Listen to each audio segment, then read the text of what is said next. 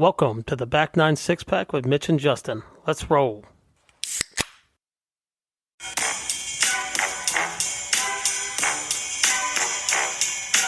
Hello and welcome to episode 25 of the Back Nine Six Pack. My name is Mitch, joined as always by my esteemed colleague Justin. I'm not wearing a hat tonight. I thought about joining the protest, the so-called protest, but I think there's only one thing to say. And it's that USA is terrified and Europe's on fire.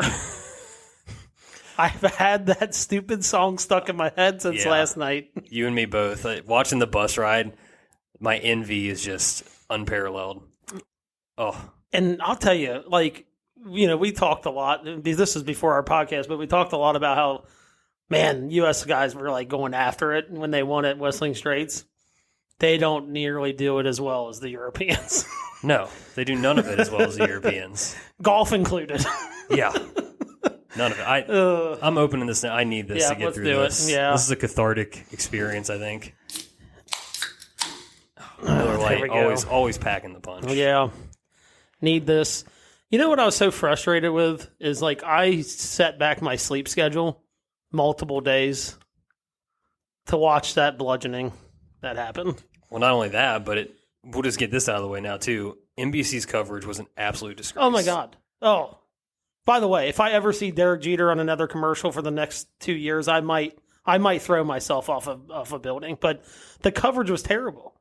And and we talked about it. I was sending in a text. I'm like, they did the playthrough, right? The playthrough. Oh, my God. Honestly, I'd rather not see it because you can't see anything in that little screen anyway. And then I said it on Sunday when Brian Harmon chipped in. It was really been nice to be able to see that not on a 5-inch screen in the side. If you're going to do it, do crowd shots or whatever. Just stuff to show the scenery or the course or whatever. Don't try to actually pass that off as you showing us golf. Yeah. I knew we were in trouble. I tweeted it out.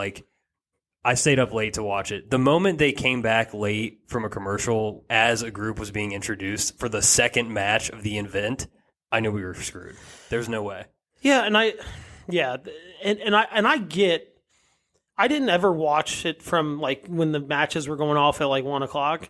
I chose that on Friday I was going to get up at 3:30 and watch it, and then got up at 4-ish on Saturday and watched it. So I never watched it at the beginning, but I and maybe you can answer this. Were there less commercials in the early parts of it, or was it pretty much bad the whole time? Because I was thinking they were going to take the route of no one's watching from 1 to 4:30, so we'll play less commercials. But as soon as everybody wakes up, we've got to get all these commercials in. I think it felt like it was pretty much bad the whole time. Okay. Because it was bad. The times that I was watching, it was bad. Yeah, I don't know. I don't have any stats to back that up, but I think it was pretty equal. If not, like you said, more. They may have stacked more when nobody was watching. Yeah, that's what I was thinking. Just because I was okay, I'm starting to get up when people might pull the trigger. Okay, I'm going to get up at 4 a.m. and watch this. I thought maybe it was okay, I'm just catching the worst parts because they know people are finally up and watching this. But yeah, it was bad. It's just and Paul. The zinger has got to go. I don't want him anywhere near. Launch him into the sun. I don't want him anywhere near a broadcast. Even regular PGA Tour stuff. No thanks. I'm out on him. I'm big time out on him after it was all bad from him. But then so Bobby McIntyre, Big Shot Bob. He's lining up a putt, I believe on Saturday in the 4-ball. And he goes, oh, he's going to have a perfect alignment with this shadow. Completely lost me there. I'm what is he talking about? He was insinuating that he was going to be able to use this shadow to hit it down the line, hit his putt down the line. So if this is true that he said that was one of 2 times at least that he said it, because he also said it when Scotty had to chip in on 18 against Rahm. So he said it twice. He said it twice. That is, look, I know a lot of teaching pros. And I know a lot of really, really, really good golfers. Frankly, that's not a thing. And honestly, I don't like seeing my shadow when I'm putting. No. At all. I want my shadow behind me. I don't want it in front of me. Mm-hmm. That's insane. Get him out of here. Out. I'm out on him.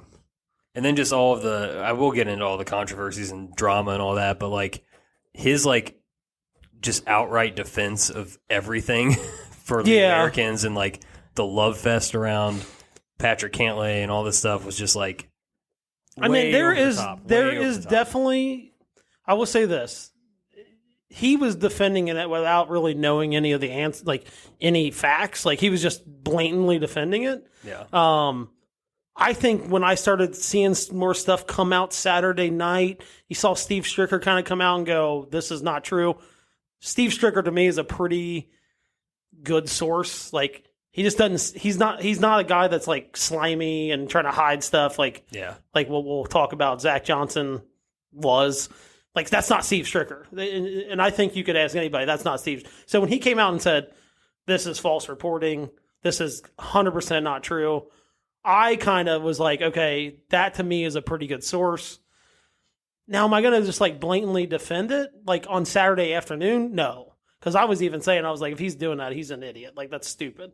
Yeah. But he did. He was, I agree. He was just blatantly defending stuff that, like, he's in the booth. Like, he's not doing research about it. He's not checking with sources. Like, he's just blatantly defending a guy that I think is relatively unlikable to most people that are casual golf fans and people like us, that watch a lot of it.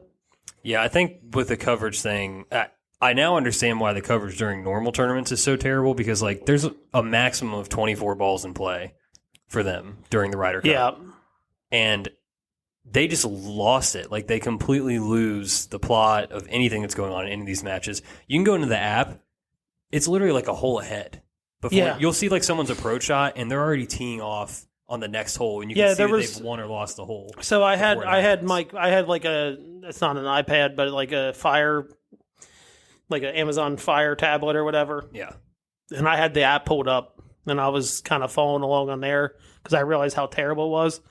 There was at least 5 times I can remember that I was watching the app. I knew someone made a big putt before they even showed it on TV. Like, when I'm talking like big putt, I'm talking like coming down in 14, 15, 16. Like, I knew a good shot or a putt was made well before they showed it on TV. Yeah, it was mind-blowing. Yeah. They just had no idea what matches were what. Like, by the time we got to Sunday and that horrible graphic they had in the bottom right anyway, where you didn't really know what was going on, God. Had to expand to 12 from 4. It was game over. They couldn't even tell you what match it was. Well, that's what I'm saying. It was like match 1, 2, 3, 4, 1, 2, 3, 4. It's like, okay. Like, for instance, right? I wake up on Friday at 3:30 in the morning. I get down there. I see all blue. But I'm like, all right, I'm trying to remember, like, who's in match 1? Who's, like, no idea until they showed it. And it's like, okay, this is match 2. Like, if you came in not at the beginning, like if you came in an hour later, you would have no idea what's going on. Yeah, no, I spent half the time when I was watching just like reorienting myself to like who was playing who. So I had an idea of, what the score was on that board. Yeah, and look, I'm not going to pretend to be some kind of expert on like how to set up a TV coverage and stuff like that. Or do I even have ideas of how to make it better? Like, as far as I just know commercials, not as many commercials would be great. That would be a great start, but I don't know what you need to do to like be able to follow along better. But I can tell you this, whatever they did was not it. Correct. That's the best way to describe it. I had to look this up on the fly because, all right, so like the top left graphic where it would have like the player's name and the score and what shot they were hitting. And it was just like color blocks. It made me think of that artist with like the random color block paintings. So it's Pete Mondrian is the name of that artist. Okay, I've seen them. Yes. That does kind of remind me. Everyone knows exactly what I'm talking about. Yeah. It was like there was so much shit on the screen and you had no idea what anything meant. There was so much stuff on the screen. Half the time it was just like, it was like, for even like, just say a casual golf fan, which I think the Ryder Cup would probably draw in your most casual golf fan, right? It's, it's country versus continent, this and America, this and that. Like, we know golf really well. I don't know how, if you don't know golf, like you even remotely know what's going on the screen. Like, that would be like me turning on a cricket match and like trying to figure out what the score means. Right. That's pretty much what they were throwing up there on screen on Friday, Saturday, and Sunday. So, all right. Well, we buried the lead. Our draft. Yeah. Nick and I just, of course, and ended up tying at 16 points apiece, and you were a bit off pace with 12. The most notable thing from this, I think, was when we look back at it, your 3 of your top 4 picks included Scotty Scheffler, Jordan Spieth, and Ricky Fowler. They combined for an 0-6-4 record. I mean, just look, if you're a GM of a football team and you miss on your first 3 picks as bad as I missed on mine, you don't have a job the next week. Like, that's how bad those first 3 picks were, which honestly on paper were pretty good picks. I mean, you kind of, Scotty's going in the first round, right? Like he just is. I don't care how bad he's putting. We'll get to, how bad he putted and what he could have done if he just even remotely had a pulse with a putter in his hand. But, coming off, I mean, like I thought I was pretty happy. And it's so funny, the one pick that you guys hammered me for, right? Bobby McIntyre. Your second best player. Second best player. I think that says more about your team than it does about anything else. Yeah, it's like your fantasy team. Your best point getter is the kicker. Yeah, exactly. That says more about your team than like the actual kicker himself. Right. Now, I will say, this is as cold as you ran on this. Scotty Scheffler is the first reigning world number 1 to go winless at the Ryder Cup. Yeah, I saw that since they've been tracking world rankings in like 1983 or something like that. So just tough break there. We'll go into more of the player by player stuff in a minute. Let's just go ahead and jump in. Look, the U.S. lost. The Europeans won, I should say. 16.5, 11.5 was the final score. I mean, we'll go through, I guess, by session. We'll just start. It started off as bad as it could start off. Yeah, like I said, I was up at 3:30 in the morning, and it's funny. My alarm went off. I looked at my phone, and I was like, "Oh my God!" I'm like, "Should I?" I contemplated going back to bed. I'm like, "Look, things change. Like things happen. Match play like this, especially alternate shot. Like things can go like." Momentum can change like really quickly. I'm I'm going to go down and watch. Boy, was I wrong. And it was just like, for instance, like the Ludwig Victor match, I think the second match off, as soon as Victor chipped in on hole 1, I'm like, this match is like, I saw that highlight. I was like, if I was watching it a lot, like I've been like, this match is over. Yeah. Very first hole. Ludwig kind of flares it out right, and Victor chips it from on the green. Yeah. The guy that can't chip, bang. Over. Tone setter. Yeah, it really was. But that is the mentally, like, regardless of how they're playing, and look, we're going to hammer Zach Johnson here in a little bit. We're going to get to him. But I'll be honest with you, the way that they all played, like he made some mistakes. Burns should have never been out there in the first match. Never. And we're going to talk about him. That was his worst match. That was his worst ball striking of all week. The rest of the week, he was pretty impressive. But he shouldn't have been out there. But, like Brian Harmon, right? Him and Homa. Thought that would be a great alternate shot. I can't remember what hole it was. It was like right when I woke up. Who did they play? Did they play Rory and Fleetwood? No, Homa and Harmon played Hovland and Aber. Okay. Aubert, however you say it now. They did? Yes. Okay. So there was I want to say like hole 6 or 7. They had, like, Victor and Ludwig had a wedge in their hand. Somehow Max Homa had a driving iron in his hand into the green. Yeah. Like, I don't know if he topped it. I don't know if he just, like, fanned it. And, like, it was clearly not a fan. It went, like, 190 yards. Yeah. I went back and looked. It went, like, 192 yards off the tee. So he did something. I don't know what he did. Up. I don't know. I have no idea. But, like, that, for instance, that was the epitome of how they play. Like, you could have, with how well the Europeans played and how bad the Americans played, like, I don't even know if you could, like, mix and match guys in there and it would have been any different. Like, I think it was going to be 4-0 pretty much, just because we find out later in the afternoon, the guys that they rolled out there that didn't play in the morning, they played just as bad as the guys in the morning. They kind of got away with one, and honestly, they kind of blew it at the end, but I don't know. What do you think about that? I mean, they played bad. Yeah, maybe it could have been like they have to match if they had some, I don't know. The Fowler Morikawa thing blew my mind. Like, honestly, actually, it wasn't that, but that's a team I would have taken out, I guess, looking at it now. But, like, you have to play JT and Jordan. I know what the results were for the rest of the time, but they have got to be out there first match foursomes on European soil. You cannot have a team of 2 rookies, no offense to Home and Harmon, a rookie in Burns, and then Morikawa and Fowler, with Fowler playing bad and Morikawa not having a good year. Yeah. They have to be out there. Yeah, and just from the standpoint of, like... Just the emotional and, like, the leadership of it. Like, send them out first. Like, if you look at, like... There's no captains on a Ryder Cup team, right? But if you were naming captains, let's just say 2 of them, those are your captains. Like, those are your leaders. I don't care what kind of year they've had. I don't care how they're hitting the ball at the time. Those guys have to be out on the first match, on the first tee, the first morning of Ryder Cup. It just has to happen. Like, it just has to happen. Like, totally with you. And I think we'll find out as these matches go on, like, you know, and even at Whistling Straits, you know, they were their leaders. They were rolling them out first at Whistling Straits, even when they weren't playing good. Like, but those are your guys. Like, that's who you roll with, for better or worse. I mean, it wouldn't have gone much worse, I don't think, if they would have went off first. They probably still would have lost that match. But just from a standpoint of, like, these are our guys, these are our leaders. This is who we're throwing out the first tee shot. Yeah, I'm really curious. And this is the thing with recapping, right, you know, the day after versus, you know, when we do this maybe in 2 years when we're coming up on the 2025 one.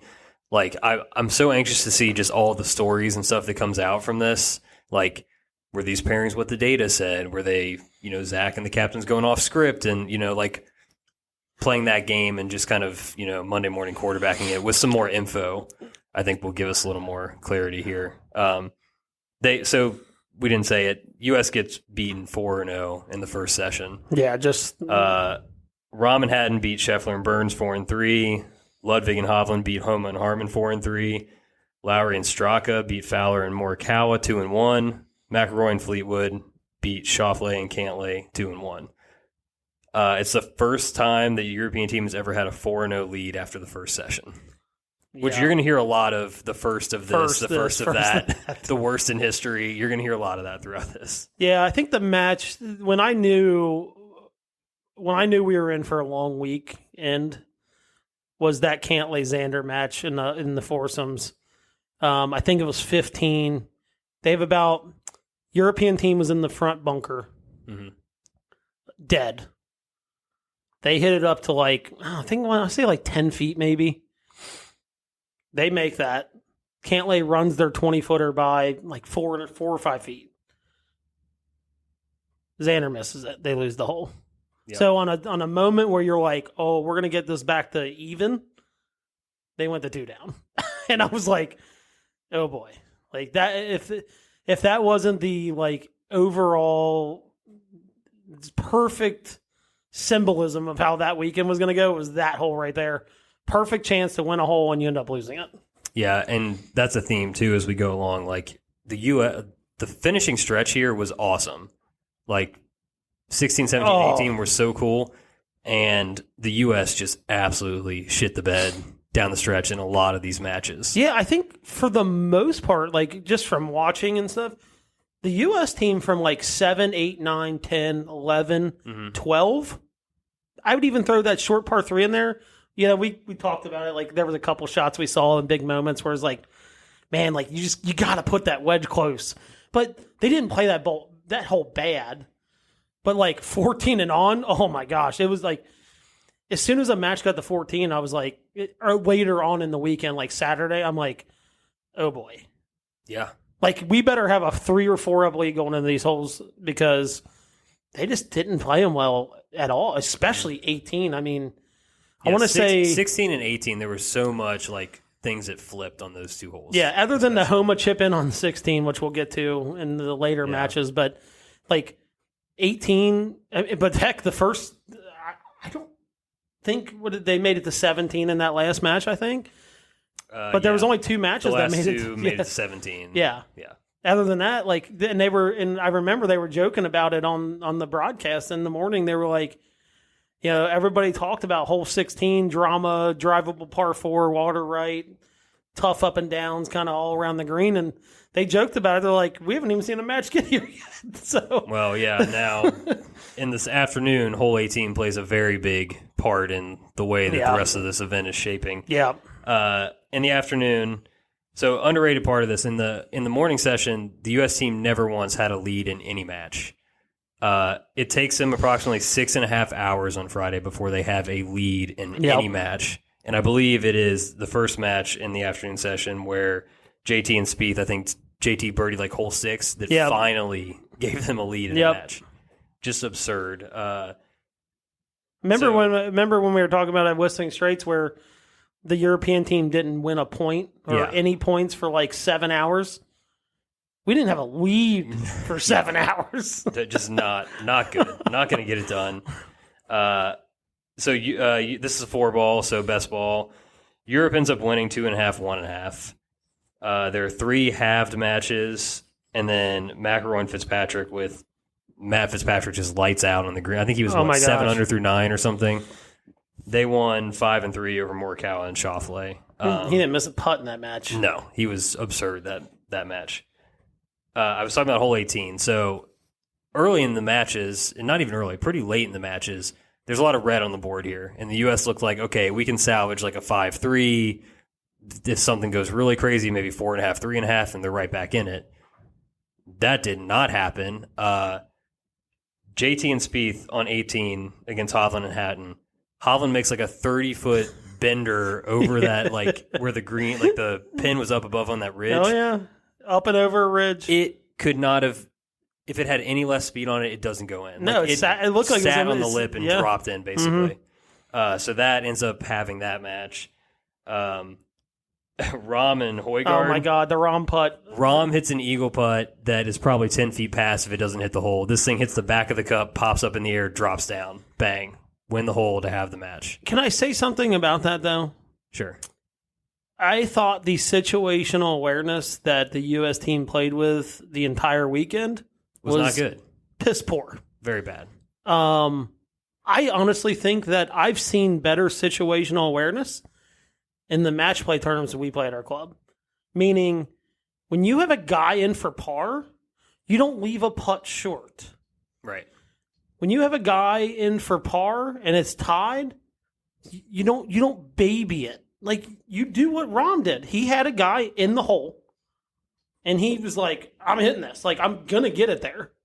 Like, now, did he get lucky and it's slamming? Yes. But he got it there. Like, situational awareness. It doesn't, his comebacker means nothing. Yep. And you know, that was the perfect example of how they played with better situational awareness than we did. I mean, that was the perfect example right there. He hit that putt hard enough it was going to go in the hole. Yeah, so that's a major flip on Scheffler and Koepka, who the following morning we'll talk about that a little bit more. Bobby Mack and Rose. Homa and Clark. This one was sad. Very sad. Clark absolutely pummels a drive. Might have been the best drive on 18. Might have been his best swing of the tournament. That probably factually correct, yes. And then absolutely just straight shanks it. Yeah. Into the fans. I mean, like, it was, you know, we talked about it we'll get to Saturday, but like when he hit his shot on Saturday, we were like, hey, we're improving. There's 20 yards left to where he was yesterday. Like, he was so far right. Like, he had to hit the hosel. I mean, that was a shank. Yeah. Yes. Yeah. No, and long story short, they end up losing the hole. I think Justin Rose was that Rose burying the putt. Yeah, buries like a 10. Yeah, buries like a 10 or 12 footer. God. Does his patented like 2 fist pump, like double fist. I mean, if I never have to see that look, the European team. There's so many guys on this team that I like. And I like Justin Rose. I'm probably in the minority there. Like, I think there's a lot of people that don't like him for whatever reason. I never found a reason not to like him. But if I never have to see that again in the Ryder Cup, it's like getting rid of Ian Poulter. Like, God, thank God he's gone. Yeah. Like, look, I might be wrong. He might be at Bethpage. He seems to be kind of finding his game. I mean, he didn't have a bad year this year. So we'll see. But, man, if I never have to see him do that again in a Ryder Cup, I will be so happy because he did it a lot this weekend. Yeah, so that's 3 matches. The U.S. had a 1-up lead into the last hole and then lose the hole to go from a win to a half. So instead of being a 3-1 afternoon, it becomes 2.5, 1.5 in favor of the Euros. And at that point, the writing was on the wall. Yeah, it was going to take something historic. It was going to at least take a hot start on Saturday morning, which they did not get. So flipping over to Saturday morning, Saturday foursomes, alternate shot. Fleetwood Mac's back out there. Tommy and Rory back at it against JT and Spieth. So they do go off first. Zach's desperate. He's pulling everything he can at this point. He sends JT Spieth out first to lose 2-1 to Rory and which, Tommy. Again, like, I don't have a problem with that. No, they lost 2-1. Like, I don't have a problem with that. Like, the biggest theme here of this weekend is Luke Donald was like, we're rolling with our horses. I don't care if it's a hard walking course. Our horse is going to be out there and they're going to be running. And I just felt like with some of the baggage we came in with that Zach was a little scared to play some of these guys, which, look, you only got 12 people on the team. You can't hide anybody. Don't hide, especially you're not hiding Spieth and JT. Let them run. If they fail, they fail. But you got to let them run. Yeah, so that happens. But notably on the day, Scotty Scheffler and Brooks Koepka. Oh, my God. Just brutal. Victor Hovland, Ludwig Ober's. Sorry, start saying it correctly now. Yeah. Ober. They beat their ass. 9-7. Just it meant bloody. Worst in Ryder Cup history. Worst L in Ryder Cup history. Scotty's crying on the back of a golf cart. I would have been too. I think I saw some stuff where both of them would have shot like in the mid-40s, like if they actually were like finishing out. Yeah, I think I sent it in our text group. I said they were 7 over. Yeah. And Ludwig and Victor were like 6 or 7 under. Right. Yeah, like they could have won 2 holes on the front 9 with a bogey. A bogey would have won the hole. So they had 2 doubles. Not good. Yeah, I will say this. The Scotty, it broke me. Like seeing Scotty crying on the back. But I will say, and what we're going to talk about when we kind of wrap all this up, I think it was nice. It was nice to see that he cared that much. It really was. Because as we're going to talk about, I didn't feel like some of these guys cared. Like they didn't care what they were getting their ass kicked. Like at some point, you got to look in the mirror and be and actually care something. And I felt it was sad seeing them do that, but it felt good to be like, man, you see some of these guys lose matches, and you're like, man, it just doesn't look like they care. Clearly, he cared. Yeah. I mean, it probably didn't help that he just got waxed, but. Yeah, again, I mean, he goes on, we'll talk about it more, but in Sunday singles, good on him for halving with Jon Rahm. But like we mentioned before, first reigning number 1 to not win a match in the Ryder Cup. Tough weekend for Scotty. I will say it does look like the putter is improving, though. I'm interested to see how he gets it through the fall and the winter here and into next year. We'll talk about the stats, but it wasn't as bad as it looked. Yeah. Like in some spots, like I think especially in the singles, you're like, oh boy, like this is going to be a bad putting day. It wasn't as bad as it led on to be. Speaking of people that cared, Max Homa starts the buck here. Here's where we get Max. Dog. Absolute dog. I mean, you know what? And finally saw some glimpses of Harman, of what we were kind of expecting out of Harman, like going out, making some putts, getting him out of trouble with making putts. Like he made a couple long par putts in that match that turned out to mean a lot. Like, yeah. Got him the win. Like I think on 15 they got I believe Max got a little wild off the tee. Harman laid it up. Max hits it up to like 10 feet. Harman makes the putt. Like it was finally like, okay, this team's finally coming together, because we talked about it in the preview. I said, you were like, what team do you want to see? I was like, I think Homa and Harman would be an unbelievable foursomes match. We finally saw it on Saturday. Yeah. And then this last match, like, you want to talk about like a tourniquet group? That was Rahm and Hatton. Those guys, so solid. They win 2-1 over Xander and Cantlay, who just evacuated the premises as a pairing. Xander was atrocious. Very bad. Very, very, very bad. Patrick Cantlay plays prominently the rest of the way. In case you missed it, he'll be featured the rest of this episode. Now, one note about the foursomes is a Justin Ray stat. In the last 3 Ryder Cups on European soil, Europe holds a 20-4 points advantage in foursomes. Holy crap. 20-4. You know what? Tom Watson said it. He's like, you guys suck at foursomes. He was not wrong about that.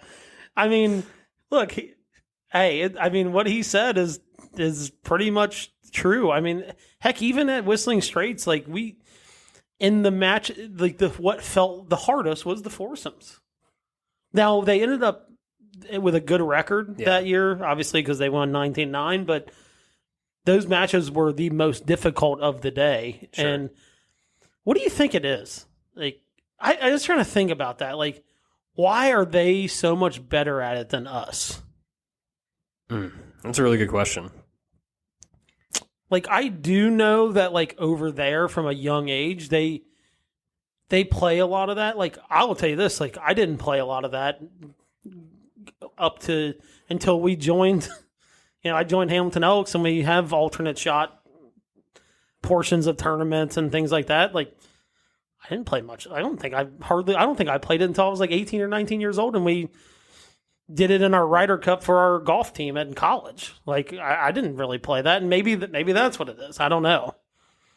It could be. I wonder how some of it is just like the different types of courses and grasses and stuff that are played over there, and like just the art of just getting the ball in the hole, versus like in American golf is like so honestly kind of like dumbed down at this point. It's like hit it as far as you can, and here's a wedge, trying to make birdies. Yeah. Alt shot is a lot more of like positioning the ball. I don't know. Like, I think it's more for grinders. That's sure. what I'm saying. Like, you got to have like a certain like level head and like approach to the game and patience. Yeah. And I would agree. I would say most of the people on our team, maybe outside of Harmon, are like bombers. They hit the ball far. Well, like if the greens patient. If the greens aren't perfect or they get a bad lie, like it's like ruining their day. You know what I mean? Like we got a lot of whininess in our squad. And I think a lot of courses that are played over there too have like now Marco Simone looked unbelievable. Yeah, it's different. That's more. It almost looks like a PGA Tour. Yeah, course, but I will say like the courses they grew up on, like they're rugged, right? Like they're not perfect. They're, I think, how golf is meant to be played, but they're rugged. They have an edge to them, I guess would be the best way to put it. They learn how to hit shots out of crappy lies and things like that. I mean, I don't know. I was just thinking about that. I'm like, it doesn't compute because we have. So if you look at the overall stats, like our ball striking from a stat standpoint is way better. Like for the most part, like top to bottom is probably better than theirs. So you would think that would lead to better alternate shot outcomes. But yeah. I mean, I'm just kind of looking at the team, like just this foursomes in the morning, and honestly, it feels like their team, like it's like just all flushers. Like these are ball strikers. They are. I mean, yeah, they do. I mean, like I don't want to make it seem like they don't have ball strikers on their team. I know. But like if you look at the overall stats, like our guys from tee to green are probably on the PGA Tour better than what they had. I mean, outside of like Rahm and probably Rory and things like that, but it doesn't make sense. At this point, it's like it's not even that. It's got to be something mental. And like I said, maybe we don't play a lot of alternate shot over here. I know they play a ton of it overseas. Like I knew guys that were from like that are not from America that they're like, yeah, we grew up playing this stuff. And so maybe that's what it is. Like they're just so used to it at this point, and they have years more of experience than our guys do. I have no idea. It just doesn't compute. And I don't know how to fix it. It just doesn't make any sense. At this point, it's like Scotty's putting. It's like you have all the talent in the world. It's just mental at this point. Like maybe. I don't know. That's possible. All right, so that session made it 9.5, 2.5 to the Euros, and we were down bad at this point, clearly. Saturday 4-ball, good session for the U.S. Finally kind of get off the mat here. Sam Burns is making putts all over the place. Colin Morikawa actually looks like himself. They take down Hovland and Aubert, who just came off a 9-7 beatdown of Scotty and Koepka, 4-3. Fleetwood and Højgaard go out there against Homa and Harmon. They get it done. Homa and Harmon get it done for a win there. Rose and McIntyre take out Spieth and JT, which to be honest, they refuse to both be in the hole at the same time in 4-ball. To be honest, that match should have been way worse than the final score. Probably. And this is we'll get to it, but this is the famous moment that many people saw where Zach Johnson apparently or seemed to talk Jordan Spieth into hitting a 3-wood. So he definitely did.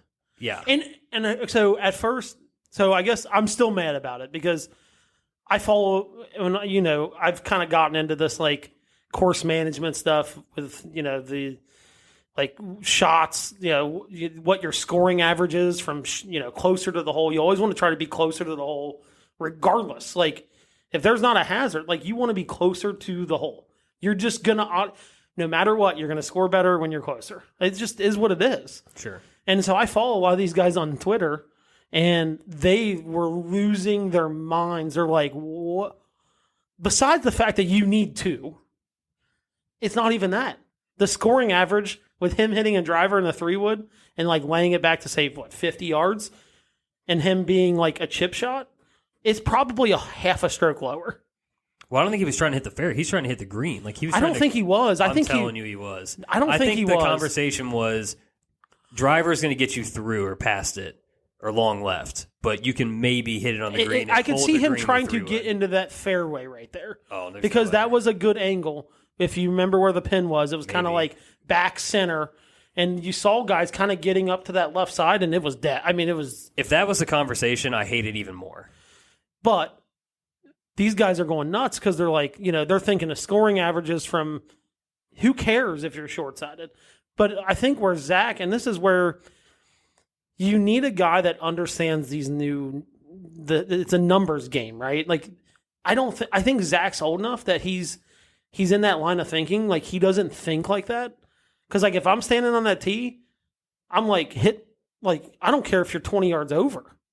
You gotta give it a chance. Like, you have to give it a chance to get to the green. And drivers definitely getting there. And they were talking about it on the TV the TV broadcast. It was into the wind too.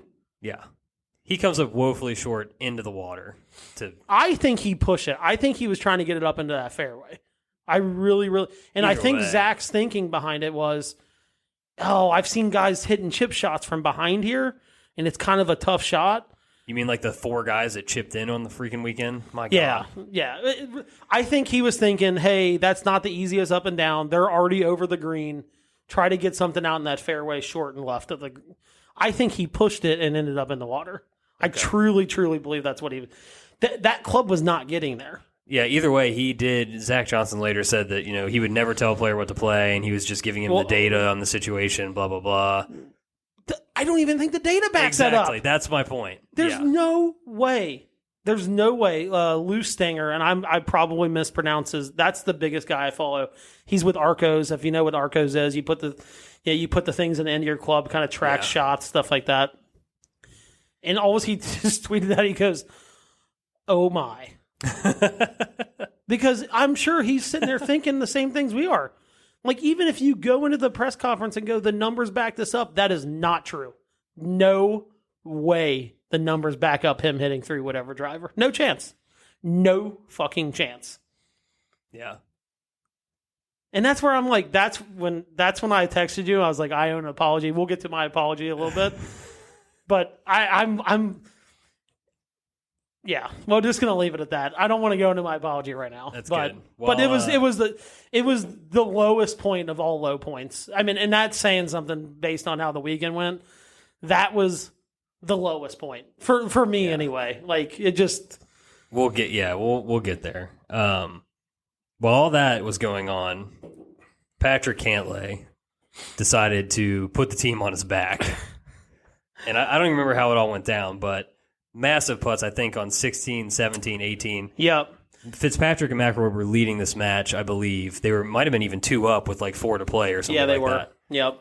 And just a complete Mongolian reversal. Cantlay, he's got Wyndham Clark on his back, too. Wyndham was like the deadest of dead boys out there. I mean, it was just... So truly, Patty Ice is just burying putts. 17. None more, go ahead. It was 17. He hits that beautiful iron shot to that front pin, hits it like 8 feet behind the hole, has to make it to extend the match, trains it. Yep. It was like, hell yeah. Hell yeah. Like, I was waiting for somebody to, like, Max stepped up that afternoon too, but it was just like, I think I texted. I said, I just want 12 Max Homas on the team. Yeah, our team had no juice until Max started to really buck, and then Cantlay, the whole frenzy that happened in the afternoon. Now I'll just say this. I'll take 12 Maxes and Cantlays on the team. No, we'll just have 12 Maxes. It's okay. We'll talk about the hat gate and all of that, but obviously the crowd, he's doing it right in the face of the crowd. He's getting all kinds of jeers and everything else. Well, they were saying, like, hats off to your bank account on 16. Oh, so good. Apparently, I had this written down for later, but I'll say it now, too. Apparently, the crowd was also, they had a remix of the song Zombie by the Cranberries. Oh, yeah. Where it's like, what's on your head? What's on your head? Can't lay. They also used that song for Rory, too. Yeah. Oh, so good. Anyway, so Patrick Cantlay completely puts the team on the back, flips that match. USA gets a 3-1 session, much needed. It's 10.5, 5.5.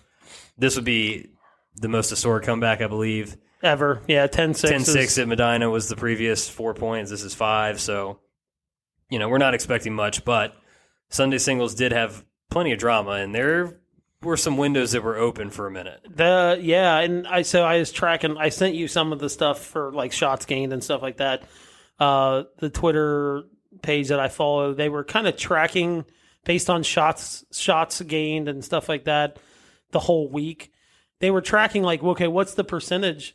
And I believe at one point, the United States got up to like a 20% chance of winning. Like, so to me, when they went into the day, it was like 97% chance of them losing. Yeah, it got down to 80-ish. That to me that's a door opening, right? Yeah. When you're talking like you had a 3% chance to win, now you have a 20% chance to win. There were definitely some doors that were, despite the, again, atrocious start, for whatever reason, we couldn't win hole one. Oh, no. Just couldn't win it. Forget that. I mean, they just absolutely dominated at the beginning and then absolutely dominated at the end. I mean, I don't know. I was trying to find the stats on the hole one because they said some stuff. But I want to say it was like up until the singles, the European team had won 10 times on the first hole. Yeah, something like that. Just not it was like 9 out of 12 matches. Right. Or sorry, 16 matches at that point. And there was some crazy stat too, I don't have handy, but about like the winning percentage for the teams that had the first lead in the match, and obviously Europe did that on repeat. So literally on repeat. Yeah. So just that was the theme. I mean, they didn't show up for the first session. They didn't show up for the first hole most of the time either. So yeah, and honestly, the only day that they showed up for the first hole was the Saturday afternoon. Yeah, and look how it turned out. Like they just got off the fast starts, and it's not even like, look, you have 17 more holes to play, but it's a mental thing. Like now I'm playing with a lead, and I can build on it rather than going, I just got punched in the face. Now I feel like I gotta force things. Like, even from hole one. So, but back to Sunday, there was definitely a door opening, like I said, based on what they were tweeting out. Like, at one point, it got down to, like, an 80% chance, which was down from, like, 97. Yeah. So, 12 on 12, this is a format where U.S. has been very strong. Obviously, teams are usually a little deeper. Europe front loads their team. They send out Rahm, Hovland, Rose, Rory in the first 4 groups. They win 2 of those, lose 1, and Scotty Scheffler and John Rahm halved, which Scotty had a chance to win, but just, again, 18, just could not get it done on 18. Yeah, and I want to bring up this now because we're going to go over total shots gained, like, over the whole week. Sure. But I think I texted you and I said, according to the stats, Scotty had no business losing this match. Yeah. So in the singles matches, so they do shots gained putting. That was the one area Scotty struggled in this match. He was minus 1.5 shots gained. No secret, missed a lot of short putts in the beginning. Kind of looked like it was like man, he's got to get one of these to go in just for a mental reprieve from missing a bunch of these. And he did. He kind of made a couple 4-footers, kind of started freeing them up a little bit. He did make some putts in the match. So Scotty was -1.5. But other than that, so shots gained approach, he was positive. Two strokes positive, 2.11. Tee to green, he was plus 3.45. Yeah. And shots gained total, he was almost +2. He's plus 1.94. Rahm was plus 0.15 shots gained total. He outperformed them in everything other than putting. Yep. So he had, again, it's like the story of the year for him. Story of the year, yeah. If he could putt, he'd have won 9 times. Oh, easily. If he could have putted in the beginning of because he did start making putts at the end. If he could have just made a couple of those putts in the beginning, he'd have won 3 and 2 easily. Yeah. I mean, easily. And I think that would have been the momentum really would have flipped with that. If he'd have been red the whole time, like he got off and got red the whole time, like there's just something mental about like, okay, that's one of our thoroughbreds. He's out here winning. I can win my match, kind of thing. So that halves, Hovland beats Morikawa 4-3, just never stood a chance. Hovland absolutely balled out in this, except for that Saturday afternoon session. Yeah, he was second best on the European team in singles as far as shots gained total. Yeah, and probably for the week too. And just in case you were wondering, if you really, really want to know how bad Colin Morikawa played in singles, he was -3.13 in shots gained total. God. Now, some of the stuff is noisy because it's match play, but this is probably the best format to actually tell how somebody's playing. Yeah, and look, he was not playing. No. When I saw these numbers, I'm like, yeah, that makes sense. Like, just knowing how that whole match went. Like, Victor was playing good all week. Hell, when you look at his, tee to green and approach. Just absurd. There was, maybe 3 times you saw him hit it not at the pin. Yeah. It was that good all week. Next match, Patrick Cantlay beats Justin Rose 2-1. Yep. The man in no hat.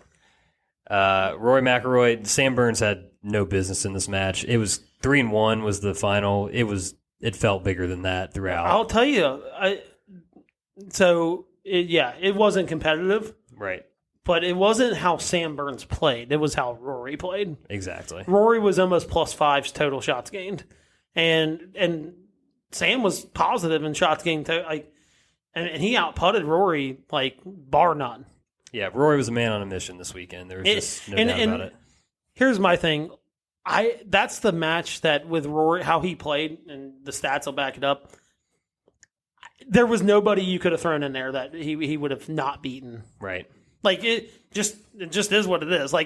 Not even Scotty Scheffler would have beat him that day. Right. And Scotty played pretty good in singles.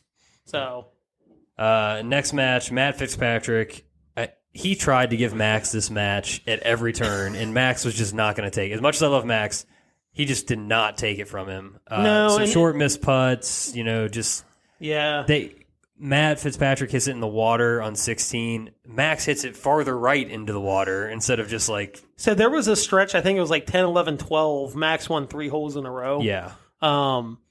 He won 2 of the 3 holes with pars. Yeah, it was not great from Fitzpatrick. And like I said, this got down to the last hole, and just an all-time, it didn't need to happen, but the fact that it did happen, I love it.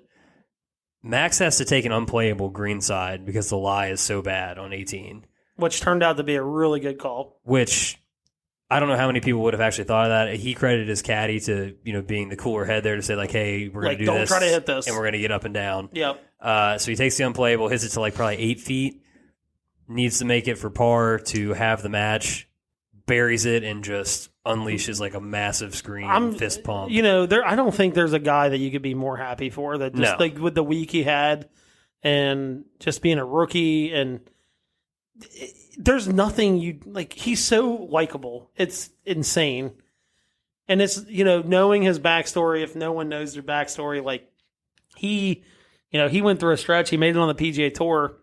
He missed 12 cuts straight. He missed 12 cuts straight. Something crazy. Went back, lost his card, came back, contemplated quitting golf, all this stuff, and then now he's He was the MVP this weekend. Yeah, he was the. And it wasn't. I know he didn't play well. I gotta read these stats because this is how bad both of these guys played in this match. Max was minus 1.6 in shots gained total. What do you think Fitzpatrick was? 3. Minus 5. Oh my God. He was minus 5.44 tee to green. Yeah, see, he had no business being on the 18th hole with him. No, and it shows. Like Max struggled tee to green. There was some wild shots in there, but yeah, it should have been 3 and 2. Hell, even more. Honestly, if he just plays anywhere close to what he played on Saturday, it's probably 4 and 3. Yeah. Next up, Tyrrell Hatton. Just what a Ryder Cup for Tyrrell. 3 and 2 takes out Brian Harman. That was kind of the match where Harman was. It got down to 1. He got it to 1 at one point, but just could never get it over to the tied hill. over the hill to flip it. That match was critical, as it would turn out. And Brian made some putts on Saturday, but overall, Saturday was about his only spark of anything. And the crazy thing is, we know he doesn't hit the ball that far. So when he starts hitting it crooked, you can't be crooked and short is not good. It's just not. We talked about it a long time ago with Kevin Kisner. It's when you're hitting it sideways and you're not the longest guy on tour, that is a problem. That's a problem that's going to cause some serious issues. But he didn't putt well this weekend, and it was a little disappointing, to be honest. Yeah, I should have seen this coming. I was a never Harmon guy all my years of DFS and wasted time on that. The guy's won 4 times. I think he just had a career week at the Open, and we expect him to come out and be like this dog in match play. You are what your record says you are kind of thing. Yeah, and we're going to talk about it, and specifically with another member of the U.S. team. How points are accumulated at a major may need to be looked at. Sure. I could be down for that. After that, we had kind of a run of sort of uncompetitive matches. Brooks beats Ludwig 3 and 2. JT beats Sepp 2 up.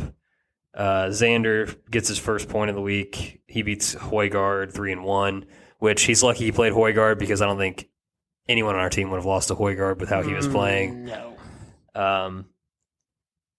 And then so I guess we could skip ahead. But I honestly actually went in and bet all the middle matches, the 4 middle matches. Yeah. Just because we talked about it, right? And I don't think they could have hit anybody you can't hide anybody in singles. We top to bottom, there was just more consistency. Nikolai Højgaard, yeah.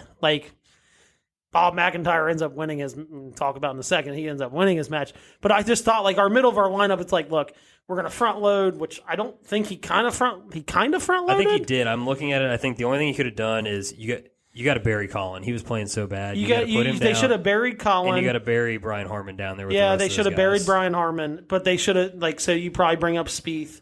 You probably bring up JT. You probably bring up Brooks at some. Those are your thoroughbreds. Yeah.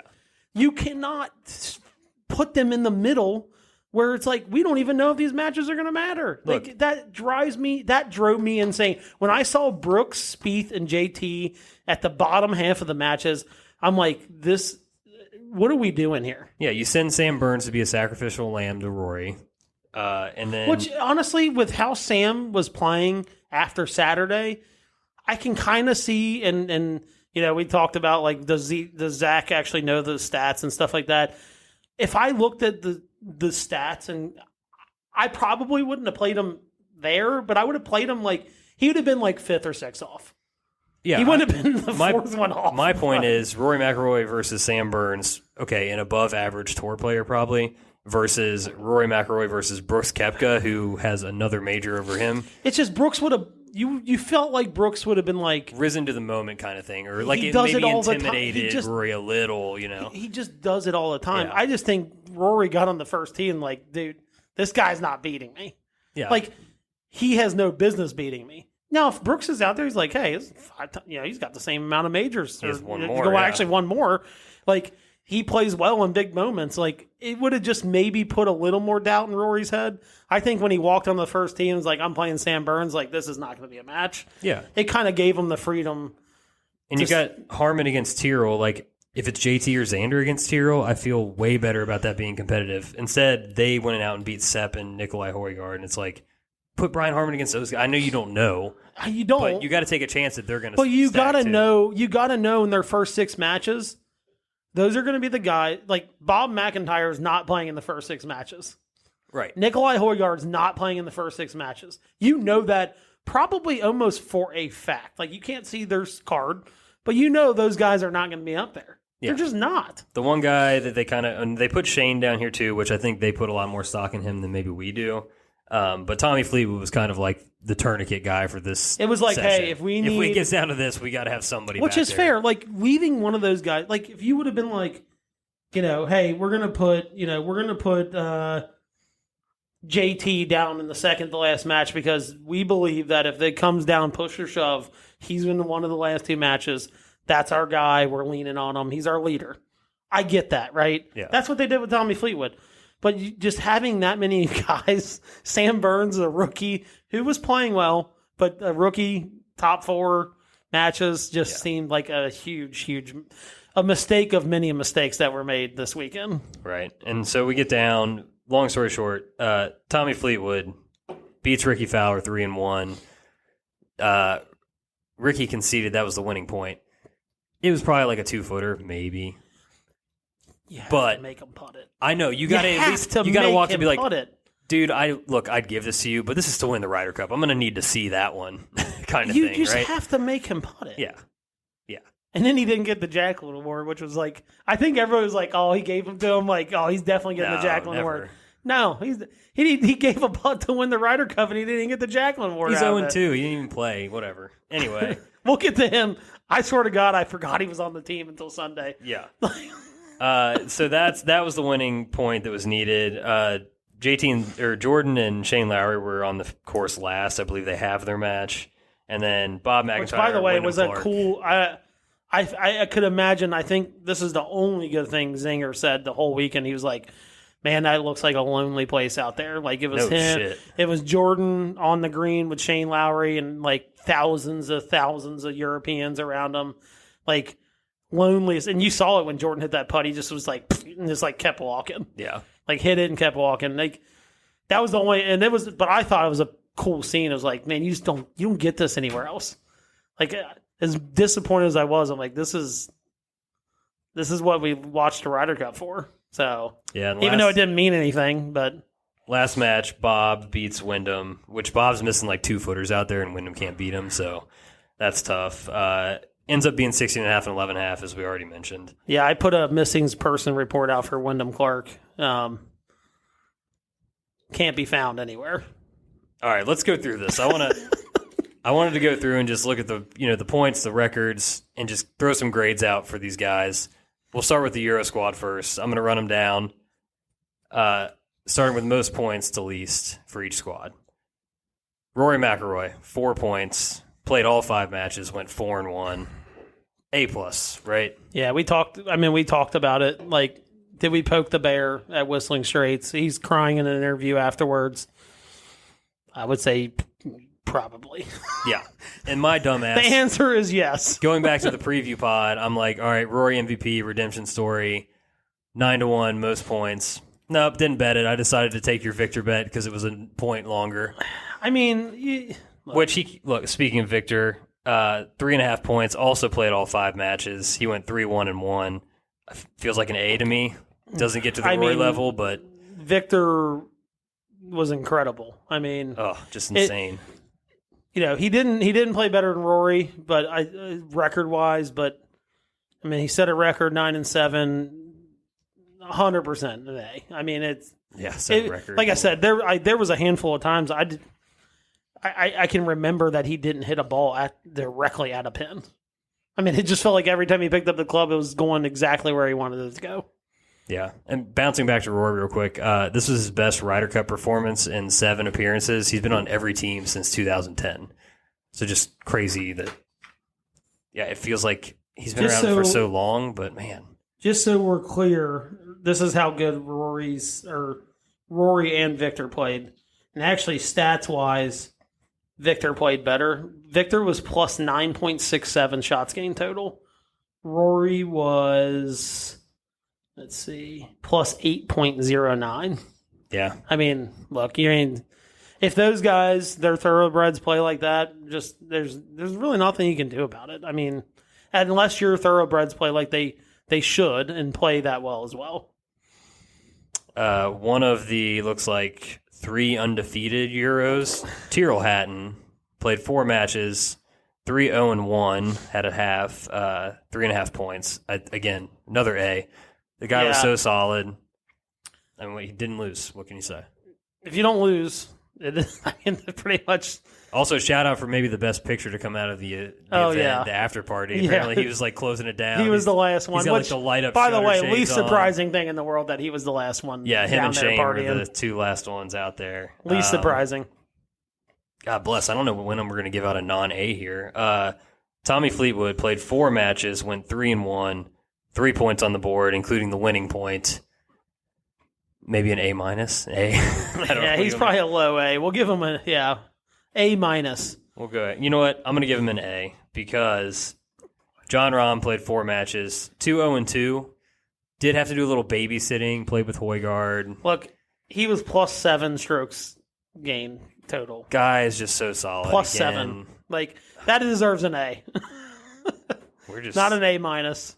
We're going to get down here. There's some guys that did not play well. Well, just wait till we get the U.S. team. No, I'm talking about even on the European team. There's guys that got the shadow of their partner helped them look like they were actually playing better. Your guy, Big Bob McIntyre, Big Shot Bob, Bobby Mack, the man of many names. So his record would lead you to believe that this should be an A. Yes. But when you are in a field of guys that, for the U.S. team that just played hideous golf all weekend, and you are third to last in strokes gained total, I'm going to give it a, because he won a single match, we'll give him a B minus. I agree with you on the B minus. And only because if he had lost a singles match, it would have been a C or a D. But honestly, he was so deep in the corral for them, I guess if you want to put it that way. He qualified, but he was probably like the 11th or 12th guy. Yeah, I mean, realistically, talent-wise, he's the 12th guy. Yeah, I mean, for sure. That's all what it is. But yeah, I would say B minus, only because he won a singles match. He played 3 matches, 2-0-1, so undefeated as well. But I do get the B minus. But he was minus 6, almost 7 shots, minus 7 shots in stroke gain total. All right, the guy I predicted wasn't going to lose. He lost twice, actually, but also won twice. Ludwig Aubert, 4 matches, 2-2, 2 points. Feels like a solid. I think I give him a B minus as well. Yeah, I mean, I think maybe even a B. You know what? I'm going to give him a B because went out there with Victor Hovland and beat the brakes off of Scotty Scheffler and I would say a B Brooks is fair. Koepka. Yeah. If you set a record in the Ryder Cup, kind of hard to be less than just a flat B. And I think he kind of did what we thought he would do, right? Like I was overly optimistic about him, but to go out there and be one of the primo players, you're playing with Victor Hovland, and you haven't even played in the major yet, right? And that's also something to consider as well. God, they're going to be such a terror, like Ludwig and Victor. Oh. Ugh. All right, moving on. Shane Lowry, 3 matches, 1-1-1. Didn't really play that well, but my God, you want to talk about the guy that was like everywhere? It was this guy. Dude, he's the drummer boy, man. Like he's the guy that is he's the beat, man. Like you can say whatever you want about him, like, and he did not play well. He didn't. Like that there's stats that back that up. He did not play well. But like talking about when the Ryder, like, and I will say this is one other thing that that Paul Azinger talked about that makes sense. Like he's like sometimes in the Ryder Cup, like the will and just like the emotion just carries you, right? And I think that's pretty much what because he didn't have his best stuff. No, but I would probably give him a C. Yeah, I was gonna say C or C plus. Yeah, we'll give him a C plus. I think C plus purely for that added like good teammate rah factor. But I guess like he's the guy that's in the parking lot trying to he would have fought somebody with Rory. He saved Rory from maybe doing something really stupid. Yeah. So that alone gets him to C+. Trying to punch Bones, who's like probably the nicest person on tour as far as caddies go. But I believe the Jacqueline Award winner here, Mr. Rose. Look, probably, I'm going to say probably very lightly, last Ryder Cup. I'm going to give him an A. It just felt like any moment that mattered, a putt needed to be made, Justin Rose was making it. Like, he didn't, I don't think overall, like ball striking, he had a good week. I'll check. But yeah, I mean, he played 3 matches, was 1-1-1, but like you said, putts were just going in from everywhere. I feel like a B is good. Like, didn't play great, didn't play bad, but he was definitely the all fives. It was pretty average. Looking at his stats and stuff, it was pretty average. So it would be B plus. I would say B. Can we compromise on a B plus? I'll give you B plus because it seriously felt anytime a putt needed to be made, and he was the one putting it, it was in. Yeah. Yeah, I'm with you. At least that's how it felt. I mean, kind of the whole thing felt bad, but. All right, here's where we can finally get down to a little bit of maybe some less good grades here. Matt Fitzpatrick played 3 matches, 1 and 2, had the 1 point on Friday when he just went blacked out with the putter. I'm going D. I think so too. Maybe a D plus, only because it's a D. He was like. Let's see. So putting, he was plus 2.35 strokes gained putting. But after that, it was about as hideous as you could be. Tee to green, he was minus 6.5.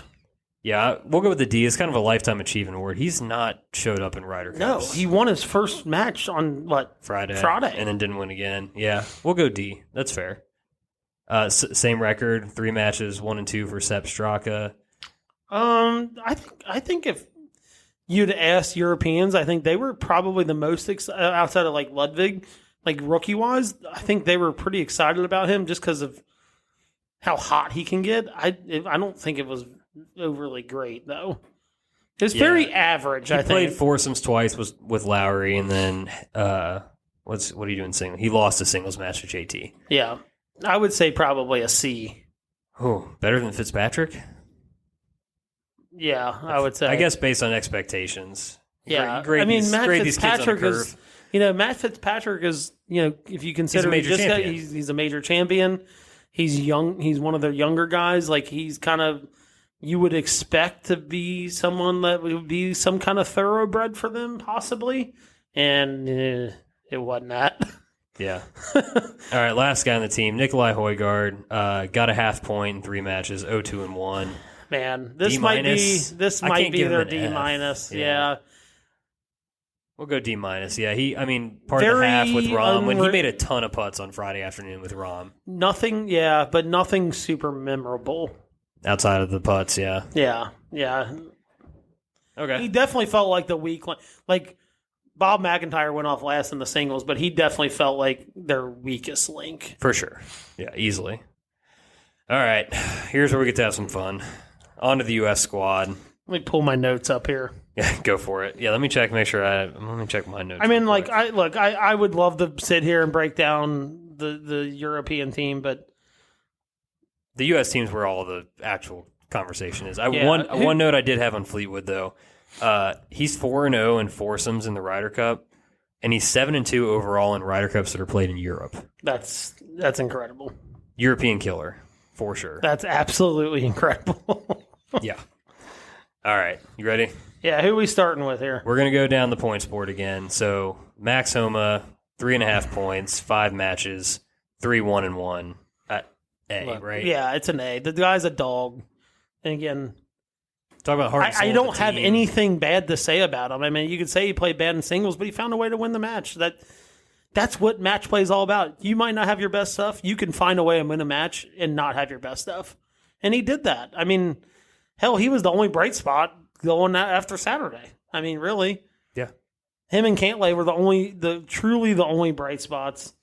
And, he beat Fitz in singles. Fitz is not a walkover. He didn't play good, but he also won a major last year, so something that Homa does not have. No, this feels like maybe potentially a springboard moment for him. It legitimately felt like on Saturday before Cantlay kind of made his run, I'm like, this is the only guy that got off the team plane.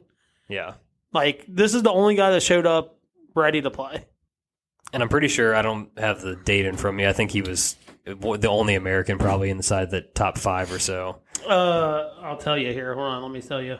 That's cool. I'll move on to Patrick Cantlay. So he was 6th in total through the whole tournament through everybody. He was 6th in total stroke gain. Yep.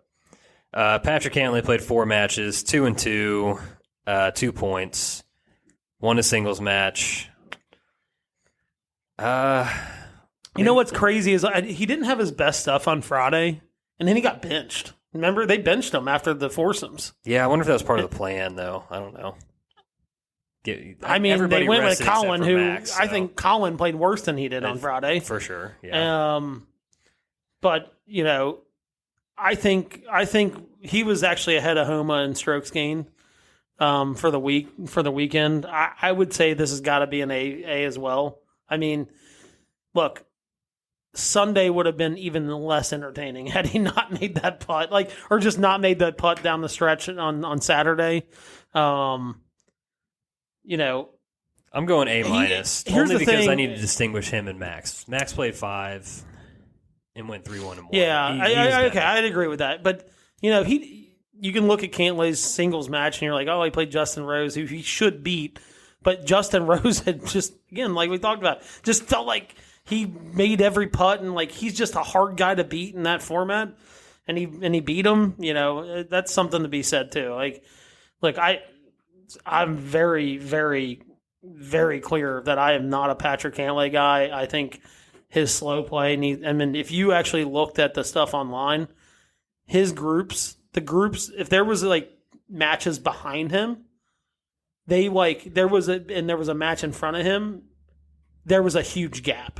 Yeah, they were 2.5 holes behind, I believe, yesterday somehow. And his slow play has no place in golf. I think it's just something that, like baseball, they put a time clock, right? Like pitch clock. To make golf more entertaining, we've got to do something like that for people like him. But regardless of that, I like that he played the villain. Every team, if we're gonna go over there in 4 years and try to win a Ryder Cup, you just have to have a villain. You do, and he played it well, and he played well. You know what I mean? So I'm not his biggest fan, but that did make me somewhat hopeful for him. Okay, he played the villain, and in 2 years, it's going to play a role, assuming he's going to be on that team, unless something drastic happens, he's going to be on that team. He's going to kind of have that villain role again, and who knows if he's going to be there in 4 years, but every team has a villain. Every team has an enforcer, and he kind of felt like he played that. Homa just played good and won matches. Patrick Cantlay felt like their enforcer almost. Ugh. Dude, he was giving... It has to be the name. He was giving me strong Patrick Reed vibes this weekend. I would agree with that. Which I didn't want to bring it up, but yeah. Patrick Cantlay's 4-0-0 in singles between the Ryder Cup and President's Cup. That's sick. That's pretty good. I mean... and then also, just one note on Max before we move on. His record, 7-1-1 between the Ryder Cup and President's Cup right now. He's built for it. Whew. He's absolutely built for this format. Yeah. I hope he has a breakout year, next year. He deserves it at this point. He just does. All right, here's how you know we were in a tough spot. Our third best point scorer, Brian Harmon, 2 points. He played 4 matches as well, 2-2. Lost his singles match. Didn't do anything on Friday. Kind of had, like we talked about, got hot on Saturday. Yeah, he did. He played pretty good on Saturday. Kind of rode the Homa wave too on Saturday. He did. And in the 4-ball, he definitely rode that wave. But I think the foursomes, it's impossible to hide in foursomes, and he played well. I based on everything I've seen as far as stats too, he played well on Saturday. I feel like it's a B- for me. But again, I would say probably a B-. But again, it's like we came into this and it's like, this is our guy. This is our Justin Rose. If a big putt needs to be made, the guy's going to roll it in, and he didn't do it. Other than their foursomes match where he made a couple kind of got him out of trouble with making some par putts. He didn't really do that. And that's what was disappointing. I think it would be an A if he made some bigger putts. He didn't. And I think that's deserving of a B, just because he did have a decent record, too. Oh, God, how this person is right here. Wyndham Clark, 1.5 in 3 matches, 1-1-1. Got to ride the Cantley train on Saturday. If he didn't ride that train, he would have been, he did not won, wouldn't even got a half point. Twice disaster on 18. I said it in our text, right? I said, they roll up on 18 against Rory. Clearly noted that he said, I think I'm better than him. And you have a chance to you hit the drive of your life. When he hit that drive, I was like, oh, it's like he talked the shit. And now he's about to bury him. And then he hits probably one of the worst shots I've ever seen a professional golfer hit. Ugh. In a moment like that, like it was that bad. So he talked shit, didn't play well. He was by far, stats-wise, the worst player on the U.S. team. On a team that did not play well in general, that's saying something. I mean, to me, it's got to be a D. D? I'm good with D. I mean, it's got to be a D minus. We got to give him the one of the lowest grades. Yeah, I think there's only one guy lower than him. Because you can't talk shit like that and then come out and do that. Like, you just can't. Yeah. And I told you guys that, like, we talked about it. What was it, last Monday? I'm like, he said that you leave yourself no wiggle room. You have to play well at this point if you're going to say something like that. Speaking of a guy that talked a lot this week too, Brooks Koepka. 1.5 in 3 matches, 1-1-1. Part of this I feel like is on Zach just for deploying him the way he did. Yeah. Part of coaching is putting your players in the proper situations to succeed. I don't think he was put in the proper situations to succeed. I don't think so either, but also he was kind of a shithead the whole time. And got his ass beat in record fashion one day. He did, but he also buried Ludwig, who was probably riding pretty high at that point. After he got his ass beat by him, so yeah. I'm gonna say a C. He's passing. To me, it's like he didn't exceed expectations, which would be a B, and he didn't under expectations. He kind of was just did the bare minimum, right? Yeah. Yeah. But I think a lot of that too, like you said, I don't think he was put in the right situations to be his best. Sure. I would agree with that. Better way to put it. Next up, the much talked about Justin Thomas. 1.5 points in 4 matches, 1-2-1. He had to drag around the course of Jordan Spieth a lot of the time. I felt so bad for him on Saturday. He also didn't have his best stuff, but look, all the conversation going into this was if they were going to take him or not, and if that maybe they shouldn't. He might have been, outside of Max, he was the best captain's pick on this team. 100%. Yeah. Not even I don't even think it's close, honestly. No. So C plus. I was gonna say I was gonna say a B because I think he had the most to lose in this Ryder Cup if he came and really laid an egg. If he laid a Wyndham Clark or hell, if I don't know, if he just would have played terrible across the board, how he's kind of played all year. Everybody, he had by far the most pressure on him to play well. And I think with the record he had, carrying Jordan around, dead body Jordan around all, in those matches, I would say it's got to be at least a B. I'll go B minus with you. Yeah, and I will tell you this, one note, him and Jordan should never play another match together. I see what you're saying. I do. Look, it was noted, I think, who was it? It was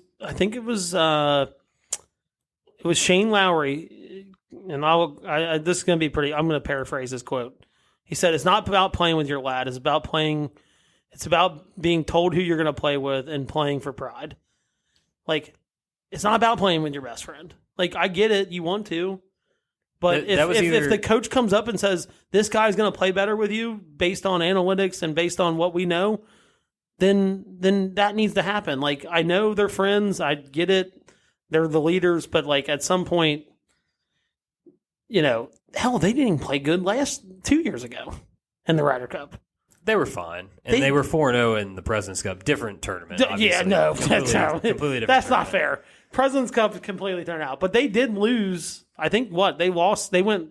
I think they won one, lost one, and have one. That sounds probably right. If I remember correctly. But when you win 19 points and you did that, like everybody else is winning, and you're like you lost one and you tied one. Yeah. It stands out a little more, and then they just didn't play well. Yeah, so that was either Justin Rose that said that, or they both said it, which I think is probably even more damning. Just I think that was clearly a thing that they felt. Maybe it was Justin Rose, but I saw that and I was like, man, it speaks volumes, right? Like you have that matchup, and then you have Scotty Scheffler and Burns matchup. Like at some point we gotta go, okay, guys, you're not gonna play with your buddy. You're going to play who we tell you to play with for the betterment of the team. And just that's why I'm curious about what gets said about the pairings and the data and all that stuff and how this was all. But I did put in my notes. I said he proved that he deserved to be there. Oh, easily. He definitely did. Yeah, for sure. Next up, Sam Burns, 3 matches, 1 and 2, scored 8 points. Kind of that fire Saturday round. I'll tell you, I think my grade on this is going to be better than you think it's going to be. I was going to say B+. Like, if you put in expectations, not expecting much, like, I will tell you, when he got rolled out first, I'm like, I'm expecting this dude to lose all of his matches. And he came, backs against the wall, Saturday afternoon, he came out and played well. That's hard to do. Like, look, they were dead Saturday afternoon. He came shot out of a cannon.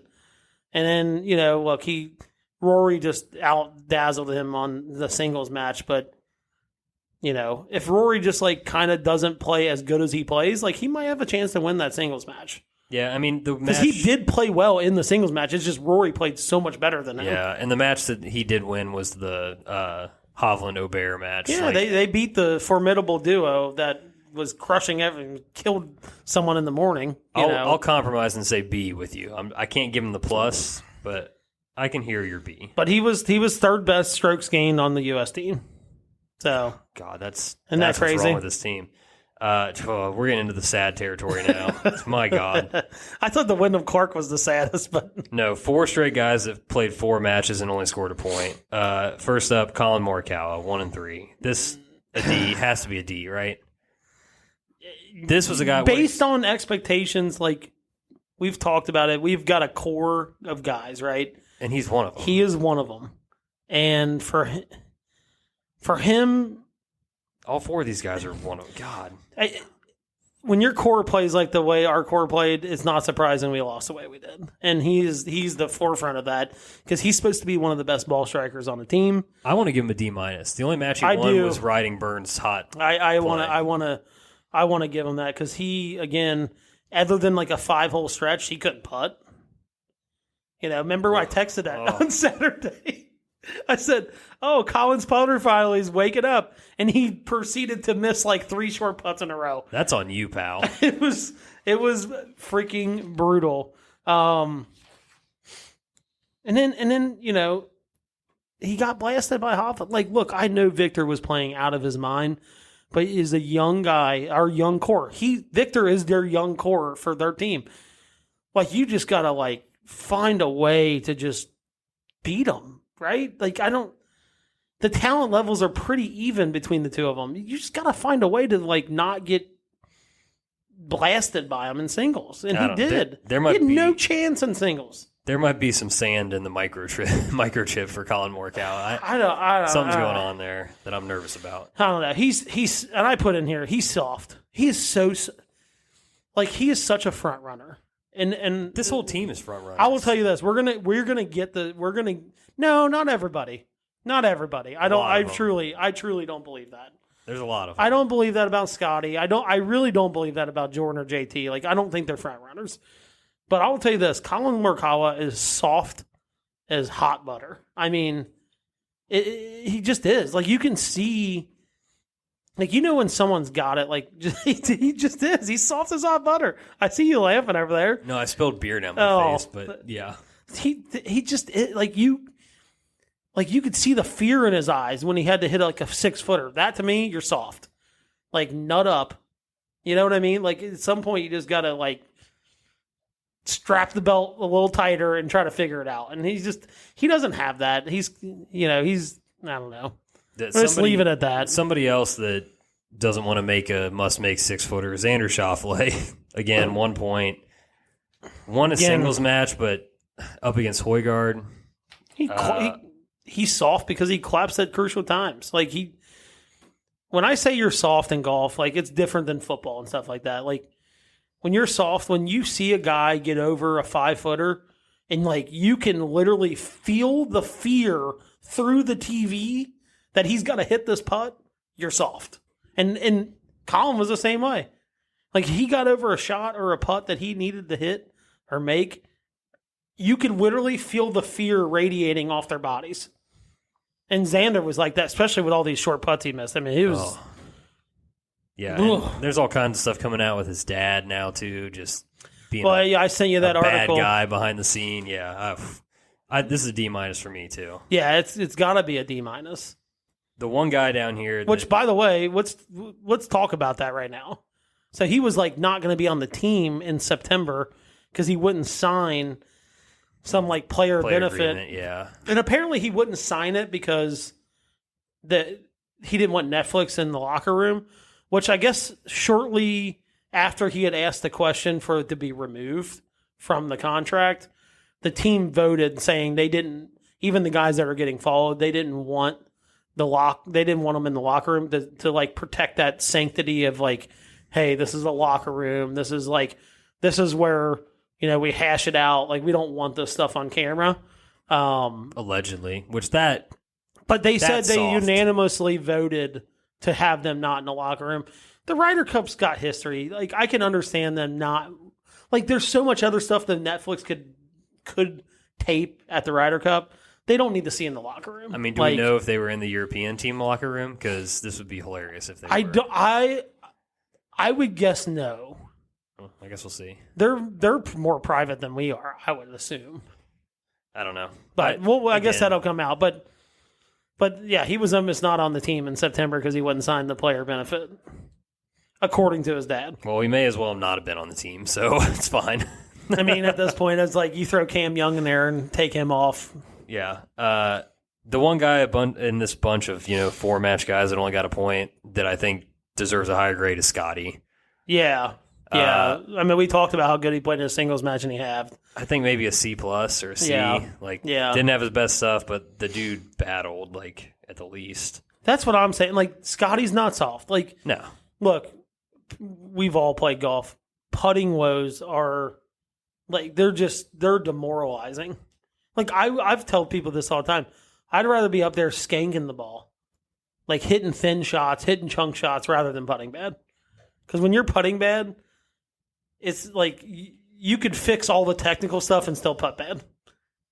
Like, if you fix technical stuff and you're swinging, you can start hitting the ball better.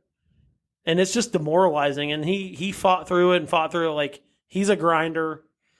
Like, he deserves definitely a better grade than what his record shows. Yeah, for sure. And then again, like, maybe I would argue he was also not put in a great spot to succeed. So, same thing with Burns, and maybe that was his own doing with the whole Burns thing, but... Getting thrown out there with Brooks is sort of in the morning is like a emergency response plan situation. It's break glass in case of emergency. Yeah. Our king may have vacated the throne to make way for Max this weekend. Max is our new king. Okay. Official. Jordan Spieth, 1 point, 0-2-2. He half singles or did he lose singles? I don't even remember at this point. He halved. Yeah, he halved. So, him and Shane, right? Yeah. Yeah. Spieth remains winless in singles in the Ryder Cup. 5 appearances, 0-3-2. Just cannot get it done. He weighed down JT this entire time. He's ball in pocket. It felt like almost every hole in the back 9 in this event. So what was it? What was it? 16. That was that dog leg left. No, 16 was the par 4 over the water. 15. It was 15. He hit that ball on Saturday. Oh, no, it was 14. 14. He hit that ball so far right. Like, there was other guys that hit it out of bounds, but they at least bounced and bounced first. His was... full send out. way gone. Just immediately. Good luck, JT. Which is crazy because one of his best years driving the ball was this year. It was. I think I've heard him say multiple times his worst birdie or better percentage year, which is not good. If he's not making birdies with all the match play and stuff, that's all the bad scores he puts up. He's got no chance. Yeah, but you couldn't get a worse showing from a guy that's supposed to be a leader. Now he did just have a baby September 12th. I know because he didn't take the trip over when they went over 3 weeks early to practice. At least he had an excuse because Cantlay and Xander did not go for personal reasons or whatever. They said personal reasons. Jordan's wife was having a baby. He had a baby September 12th. That's why his wife wasn't. If you saw some of the live photos, his wife wasn't there. Obviously. And maybe that had something to do with it. I'm not making excuses. But for a guy that's supposed to be a leader, I don't think you can have a worse showing than he had. This feels like a D. Because there were moments where he made some big putts, kind of summoned some stuff. Early, he was up on Shane in the singles match, but couldn't get it done in the end.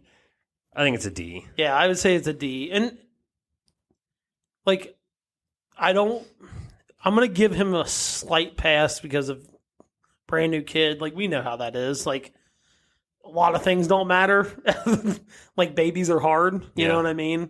But, I hope it's not more because I'm I've made a note here. I think as much as we talked about coming into this is this is the leadership we always wanted. These guys JT and Jordan, they're fun to be around. They're fiery.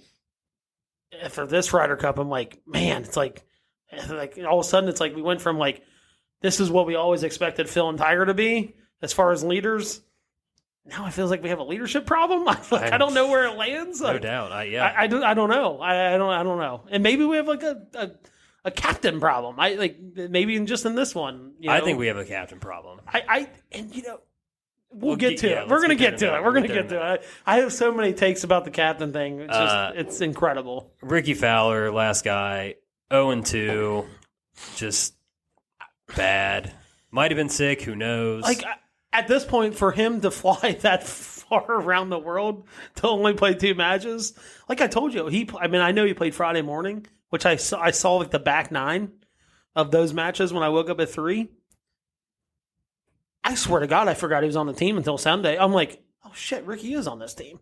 He's playing in singles.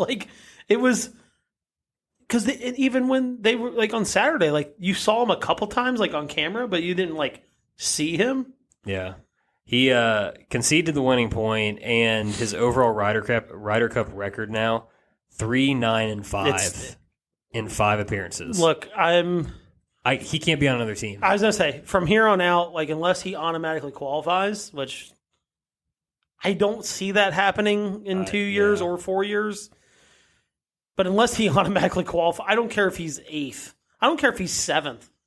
He cannot be on another team. It's run its course. It's not. This is not. An F. It's not. This is the only F for me. It is. It's an F. Okay. And honestly, F. I want to say this: he didn't get many chances, and maybe he was sick or whatever it might have been. But from a coaching standpoint, a captain standpoint, why do you bring a guy that you don't plan on playing more than 2 times? Yeah. If you don't trust him that much. Let's just say he wasn't sick, and they're using that as an excuse. If you don't trust him that much, why is he even on the team? Right. I would rather Cam Young get some reps. Hey, if you knew if we knew now, I'd rather Cam Young get some reps. Hey, let's have him ready for 2025. Yeah. Or hell, even a Keegan Bradley. At least he got off the plane. He's fiery. The fact that you don't trust him that much, he played him 2 times, and maybe he was sick. I don't think he was. I think that was a big excuse because Zach's full of excuses. But yeah, I don't know. Yeah, he's my only F because look, I don't know. You just you got 2 chances and you still didn't play good with your 2 chances. So I think this kind of sums it up for just how things kind of went. Captain's picks records. The U.S. squad captain's picks. Yeah, I got them right here too. 4-12-4, And mind you, Max. No, I've got it at 5'11" and 4. Okay, maybe I added it up wrong. Yeah, it's 5'11" and 4 for the U.S. Okay, and I had Europe at 8, 9, and 3. Yeah, that's what I have too. Yeah. So, not good. I mean, not good. Especially when you look at the quality of those captain's picks versus the others. I mean, there's major winners in those captain's picks. Like, crazy. You know what I mean? Yeah. Like, we talked about the depth of the U.S. team, and it's like it never really, other than like singles, those middle matches that we were like, I told you I bet, because I'm like, I think these middle matches we've got pretty heavy favorites in. Like, the depth is not as wide as I think we thought it was. Yeah. Yeah, I've looked. The being in Europe thing clearly is a problem for the U.S. team and a massive advantage. It's a mental thing. Because I will say, and I listened to a lot of things, read a lot of things. France was janky. Like, it just was. Like, yeah. It was souped up. The course was completely fit to what their strengths were, not fit to what our strengths were. Mm-hmm. I don't think that course. This course was not that. No. Not at all. Did they play to yardages that they thought they were better at? That was repeated by Zinger at least 175 times during the broadcast. They thought they were better from 180 out, so they set all the par threes like that. Other than one of them, they took wedges out of the Americans' hands because they knew the Americans were better wedge players. Yep. But it wasn't souped up. Like, it wasn't like so heavily favoring what their strengths were, that's what does worry me. We'll get to 2025 here in a second, but that's what worries me about 2025. I'm like, this court, we can't even blame it on the course this time around. It wasn't that way. So, all right, I'm going to do an audible here on the agenda. I feel like it's time. We got to get to the captains. Yeah, no, we got, yeah. I had a quick note here just to set the stage a little bit. Their records as players, because you were leading up to this. Luke Donald's is ridiculous. I'm going to let you say it, but it's ridiculous. Big Zach Johnson guy across from me here. You kept talking about how Zach's played in 5 Ryder Cups, how he's a grinder, he's got all this experience. Luke played in 4. He was number one. The teams were 4-0 on the teams he was on. Yeah, he won all of them that he played on. And he was 10-4-1 as a player, which is also unbelievably good. Zach Johnson, in his 5 appearances, the U.S. team was 1-4 in those. 2016 was the year they won. He was 8-7-2 total. Just not terrible. Which I will considering the last 20-ish years of Ryder Cups. Right, like I said, not a bad record. They lost 4 of those that he played in, and he was still above 500. Yeah, which is not bad. And he had a winning record in 3 of those 5. So yeah, not bad. But I just wanted to clear the air on that to start. Number 2, we'll save Zach for last. Luke Donald, just all class. Every time I saw him on screen, I was like, why can't we just why? That's the only question. Why? Like the most likable guy. Yeah. I said that. I was like, he was, his interview after they won. Dude, like, I had the first like note I had it had me, like, it had, like, I had a sore throat. Like, I was like, this is making me feel emotional. Yeah. He's like, this is the most proud moment I've ever had in golf right now. Guy, he never won a major, got to number 1 in the world without winning a major. Like, I'm like, you're talking about a guy that's essentially done everything outside of winning a major. He's done everything in golf. And he's sitting here crying, giving an interview, talking about how this is the most proud moment he's ever had. He took on the role in a shortened time frame, obviously with the stints and stuff. Yep. And look, they got beat down at Whistling Straits, and they gave him space to tear some things down, build them back up, put in a little bit of a new adjusted, whatever, modified system. And the guys bought in. He picked great vice captains for what they were trying to do. Seemed like he pressed every correct button, maybe a couple here and there you could argue with, but did it all in like a completely likable, classy way. Yeah. That's and like pretty much all I can say about Luke. The whole, like, they dedicated Seve, like, Seve had a locker in their team room. Like, he did everything that you would expect a really good captain to do, and then he went out and won. Like, right. He put the pieces together that I think for a team that was kind of searching, they had some guys, like 4 guys where you're like, okay, these are for sure our guys. But outside of that, like he kind of, maybe 5 guys, he kind of like pieced them all together. And like, they don't have the depth that we do. Like, I think it's tighter than we think, but they just, like, when you start talking like Bobby McIntyres and Nikolai Højgaards, like we don't have guys like, I guess you could say, but Wyndham Clark won a major this year. And he was our worst guy on our team, but like he's way better than Bob McIntyre. He's way better than Nikolai Højgaard. It's just something about how he went about it and pieced those things together. And like, the spirit, they kept bringing up the spirit of Sevi and like how they were like enshrining that and kind of carrying that with them.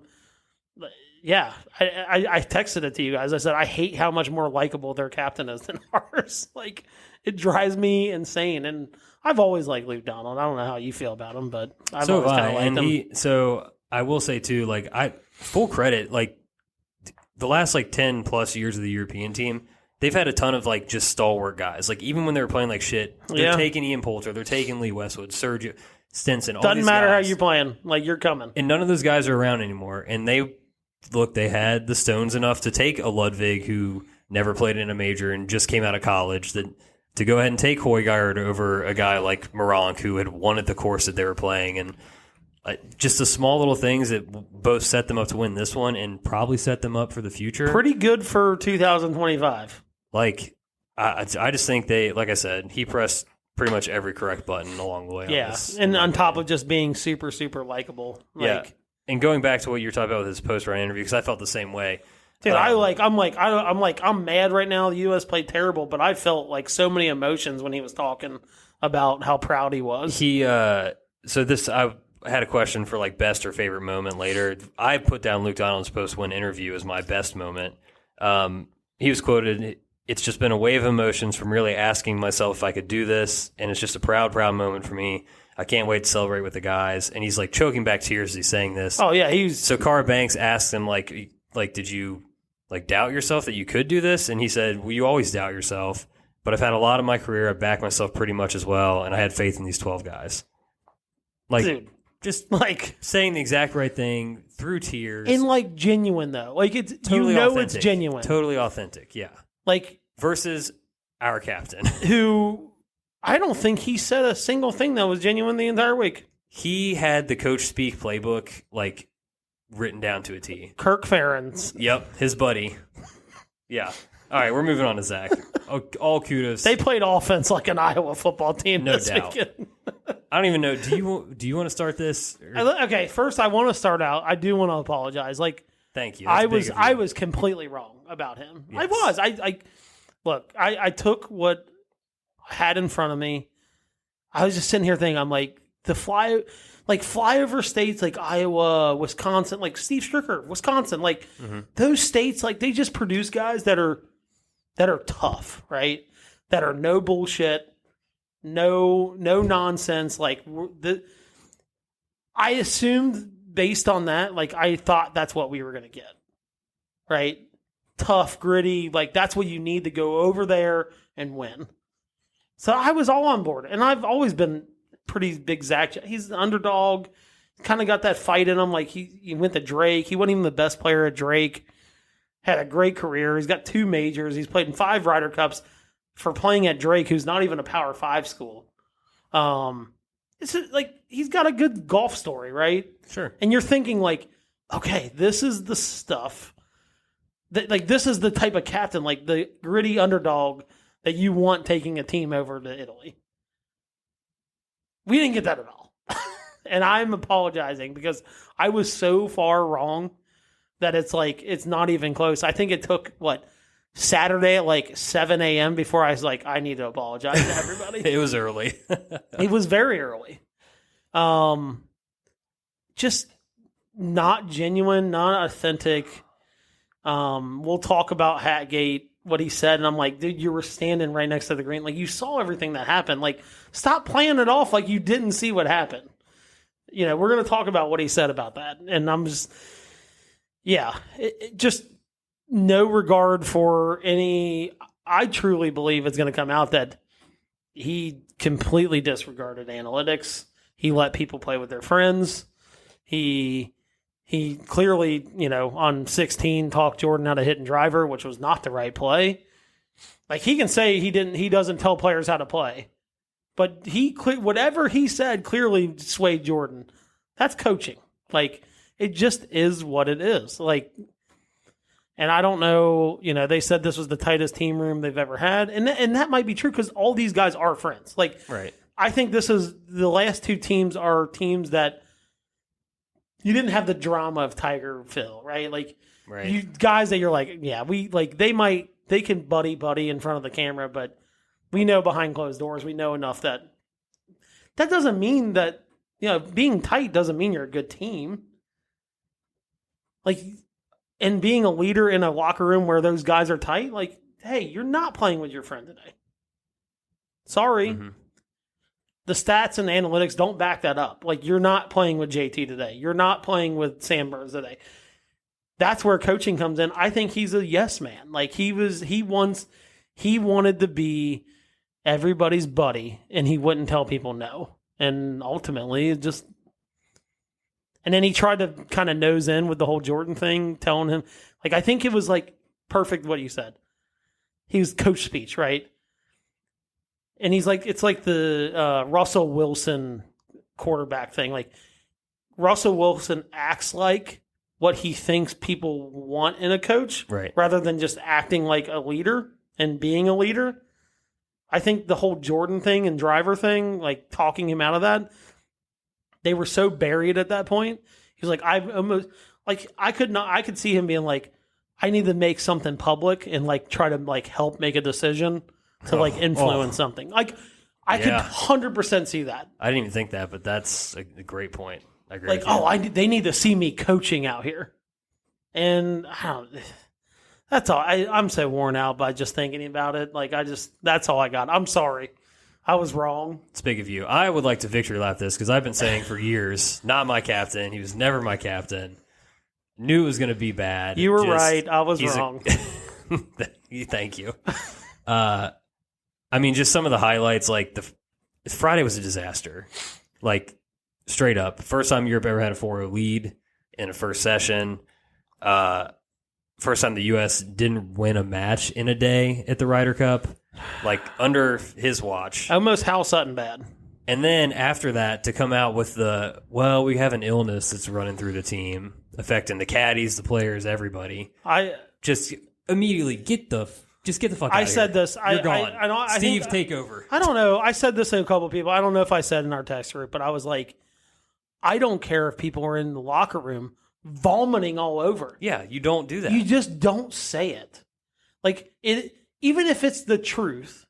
That can come out after the fact. Even if it's like, after Sunday, it's like someone, source comes out, you send one of your vice cap, send Fred Couples out there and be like, yeah, man, like we just, on Sunday, you're like, guys gutted it out, but man, I'm not even feeling that well. Like, we just had some sicknesses kind of rolling through, like not using that as an excuse, but like maybe that's why they didn't play. You do it on Sunday or even Monday. You don't roll out there after you just got fucking shellacked and go, you're down 6.5 everybody's to kind of 1.5. sick. We got the sniffles. And that's what he said, the sniffles. He did say sniffles. Like, oh, so bad, dude. So bad. I don't care if dudes are dying on the floor in the locker room. You do not use that you just don't say it. You just don't. Yeah. Because essentially, even if the guys don't think that, right, they're not using that as a crutch.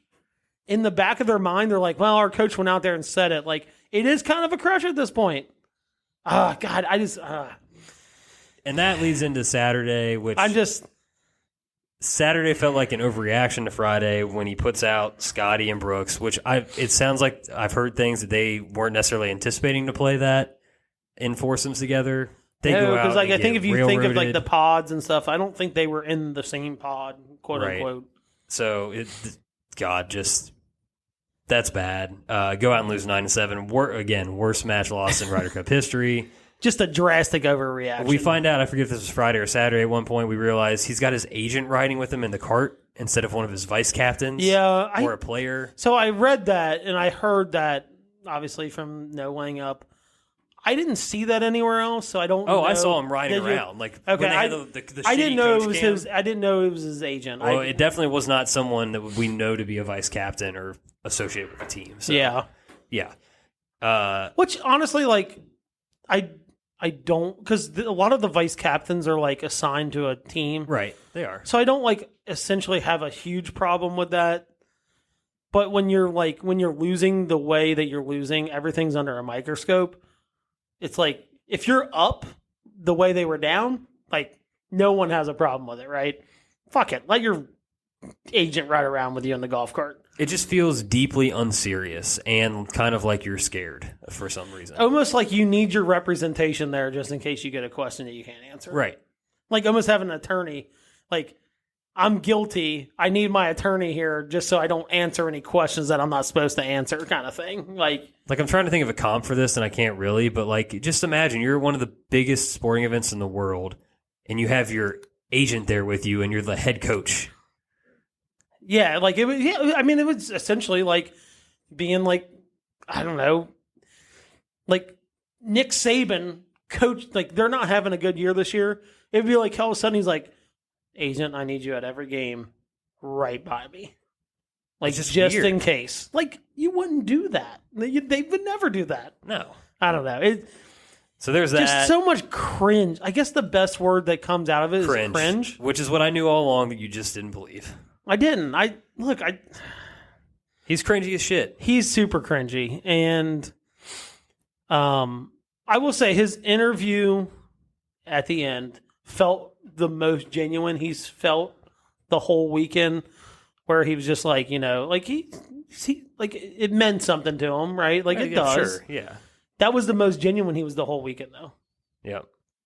The most authentic he was all week. Honestly, really, now that I kind of look back without my Zach Johnson love goggles on, probably the most authentic he had been since he got the captaincy was after they had already lost.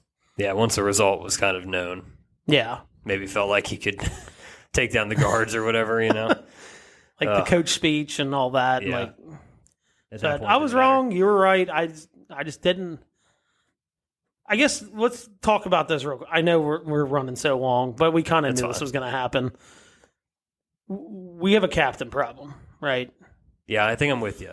You know, it was funny. I was like, okay, like at home, I kind of feel like you can plug anybody in and be successful. Like, not anybody, but there's like a handful of guys that are not like, oh man, I want him to be a captain. You can kind of plug him in and I think it'll be okay. Especially in New York, like, fans are going to be super rowdy. Like, we're going to have a home field advantage in 2025. But I'm like looking, I'm like, okay, 2027, we're going back to Europe, trying to break this streak.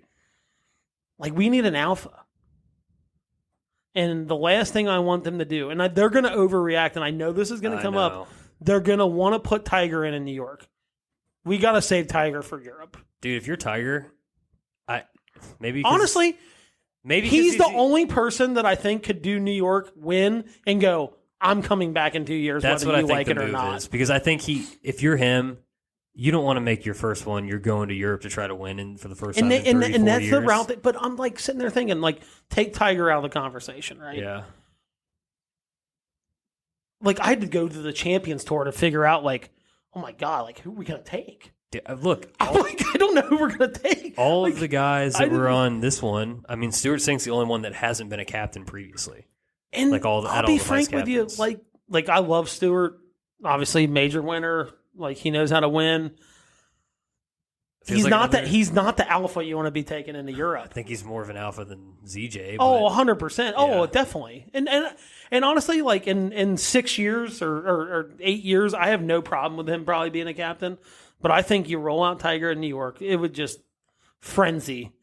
And then you roll him back out in Europe. Like, give him the test run. Because here's the thing. We found that out in the President's Cup. Dudes will play their ass off for that guy. Like, he's a coach that, like, captain. Dudes are going to go out there and just play. They're going to play their ass off for him. Right. But here's the thing. I don't know if Tiger wants it. I know. That's the only thing. But the only logical, like, when I was trying to think of, like, who could we roll out, but, like, you would normally say Phil, right? Like, Jesus. Leave out the live stuff, like, all that. Like, if none of that happened, Phil would probably be on the docket to be a captain in some point in the next 4 years. Yeah. He's probably out at this point. You know, the PGA America's not going to do that. Yeah, I think you got to roll Tiger out there 2 years or 4 years, and the next 4 years. I mean, I don't see anybody else other than like Stewart Cink. I don't want Davis Love again. I could see him going back to Steve Stricker, maybe. Yeah, maybe at home, give him another layup. But it feels like if Tiger wants it, it would be his kind of thing. And I think from the standpoint of, it's going to have to be like JT and Jordan going to him and like, we need you. Like I'm dog, we need you. I'm serious. Like it's the PGA America's not going to woo him to do it. He wants, like, deep down inside, like, he's the most popular figure in golf, over probably at this point more popular than Jack like, known more than Jack Nicklaus, all these guys, Arnold Palmer. But he wants the players to want him there. So I think it's going to take like a JT or a Jordan and be like, look, that cannot happen again. We cannot have a ZJ. Like, they might love Stewart Cink, but like, we can't have Stewart over and it's in Ireland, I believe, correct? Or Scotland. Ireland. I think is it Dare Man? I don't know if it's in. I think it's in Ireland. It's in Ireland. I think. I think so too. Cannot roll him. Though, you want to talk about frenzy, like fans that are going to be ruthless. Yeah. Like, Rome was light compared to what Ireland's going to be like in 4 years. Yeah, I don't know. That's my thought on it. I mean, it would be pretty poetic for Tiger's career to be the captain that ends the curse or the drought or whatever. But I do think you have to give him a test run. Yeah, I think so too. I mean, he had the President's Cup, but that's, like, again, different beast. Yeah. But I just think guys are going to go out there and, like... I just would hate for Tiger to go to Europe, take an L, and then never be captain again. So no, I think that's why. I think you roll him out in New York. Get him the W, then we're rolling it back. Yeah. I think that's right too. Yep. All right, we've got a lot to get to still. How far into this are we? Well, we can talk about 2025 really quickly. I think. Real quick. I think that was pretty much the 2025 comment. Rory's saying where they're going to go over and win it. Yeah. He does have a good point. I think at this point where the Ryder Cup is, with the talent levels on each side, if you go back to the 70s, like, the talent levels on both sides were not equal. Like, right. When you're rolling Jack out there and stuff like the talent levels were so such a disparity between talent levels. Where it is now, I think he said it perfectly. He said the hardest thing to do in golf right now is to go on the road and win a Ryder Cup.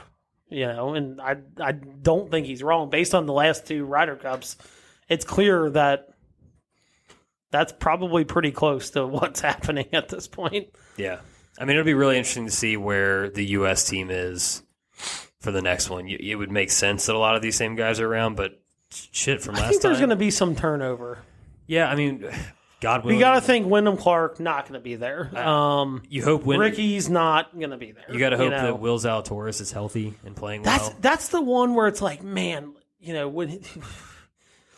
that's the one that hurts. It's like Daniel Berger's still, hurt. Daniel Berger, it's back. Like he was good at the last Ryder Cup, and he's not on this team. Like, there's guys that just are having health problems or just not playing well. Like, that, I think if you asked us 2 years ago, you're like, this guy, Daniel Berger's going to be on the next 3 Ryder Cup teams. And it's like he wasn't on this one, and who knows what's going to happen. Yeah. But Rory's pretty much said, he's like, that's our plan. We're going to go to the Bethpage and win. Like, that's what he essentially didn't guarantee it, but he said, like, that's what we're going to do.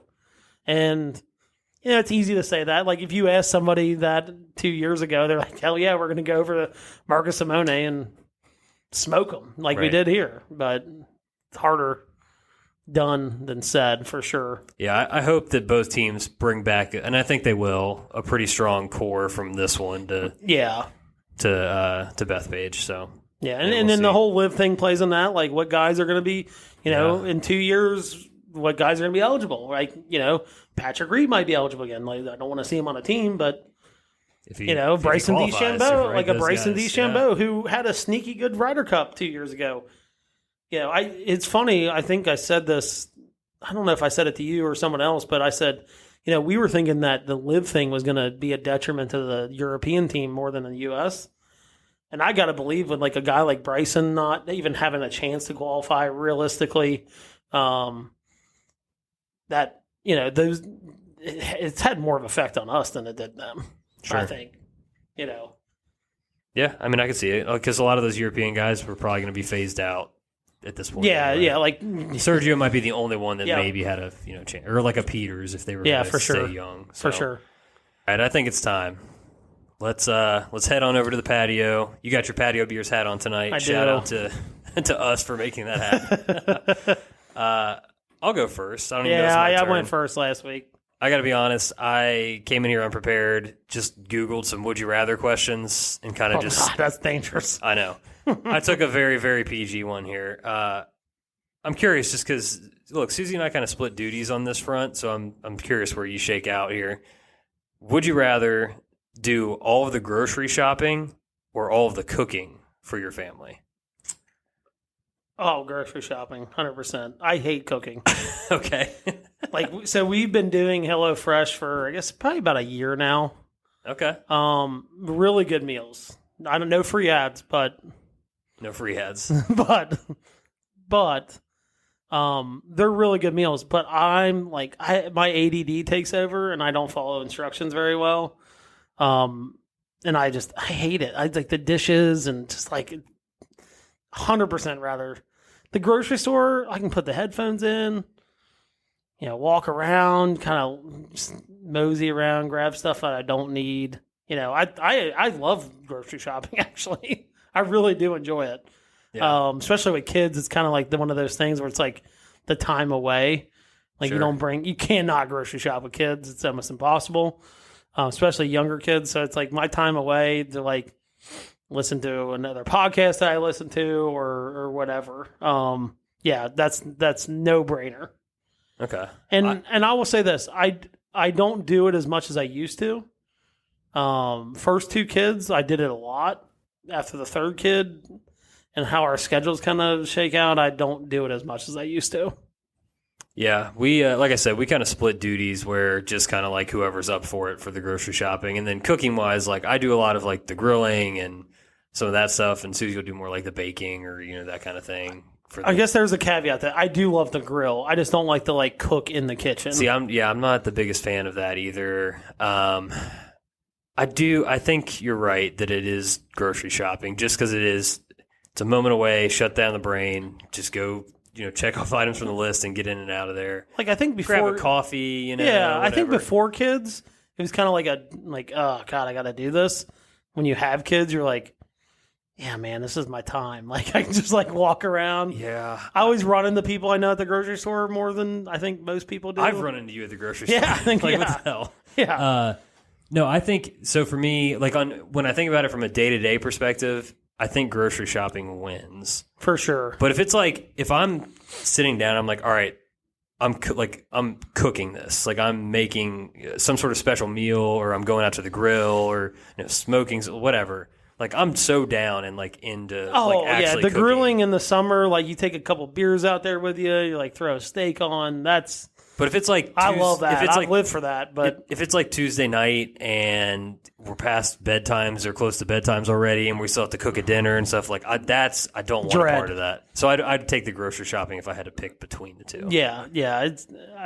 But grilling, I kind of put grilling like you're cooking, I guess supposedly, but it's that to me is like a hobby. It's like a leisure activity. Yeah, it's like cooking in the kitchen, like I guess some people could consider that a hobby, but to me it's like, no, this is no fun. Yeah.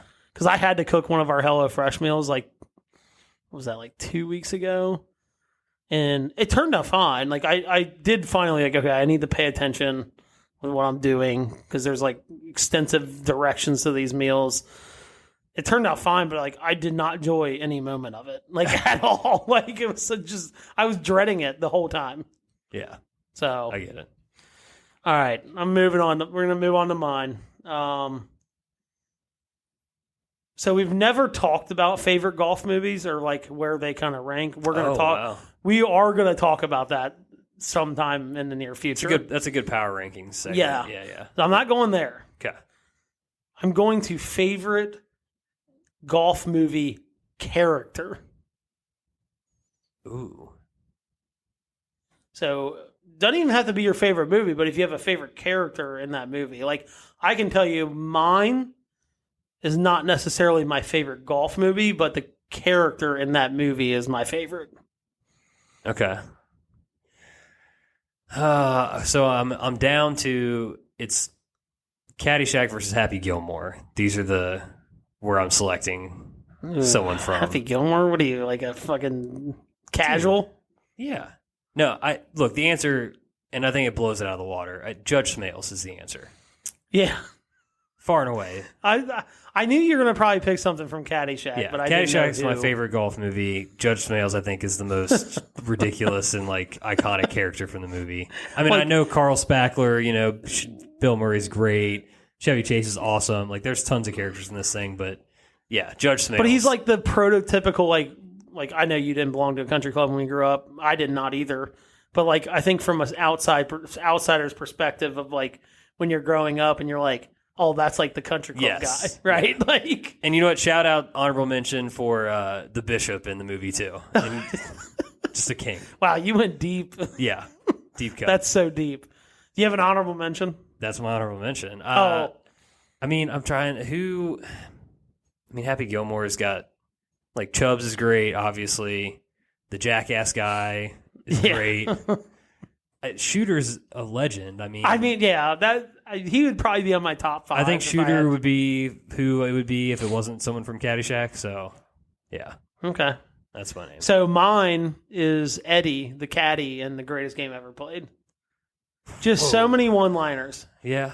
When he's caddying, he's like, read it, roll it, hole it. And then he's like, he makes a pun. He's like, easy peasy, lemon squeezy. Like, the kid's he's dynamite. Like, just absolutely, like, and obviously being a true story, like, if you don't know the story, Eddie went on to be like a multimillionaire. Like the guy that actually caddied for Francis we met in the U.S. Open. Yeah. I hope to God that he was actually like that. It would ruin me if I ever found out that he wasn't actually like that. Yeah. But that kid in that movie, like small little kid caddying, like President Taft behind the tee box, he's like, "Hey, Mr. President!" Like yelling out, like just absolutely electric. Like the whole movie. Yeah. He's skipping school to caddy for him, like just absolutely electric. The whole movie. I'm surprised he didn't go 10 Cup. That's my honorable mention. Okay. So there's too many similarities between mine and his golf game where it's just like blatant, uncalled for risk takers. I've played 9 holes with a 7-iron multiple times, like just because of that movie. And he's a legend. Like he's drinking beers, hungover half the time. His caddy's a legend. Cheech is great in that movie. He's great in that movie. Breaking every club, like that's how I used to be. I don't get mad on the golf course much anymore. I get one club throw around if I'm playing that bad. But yeah, that was being my honorable mention. Caddyshack, like there's a lot of great characters in Caddyshack.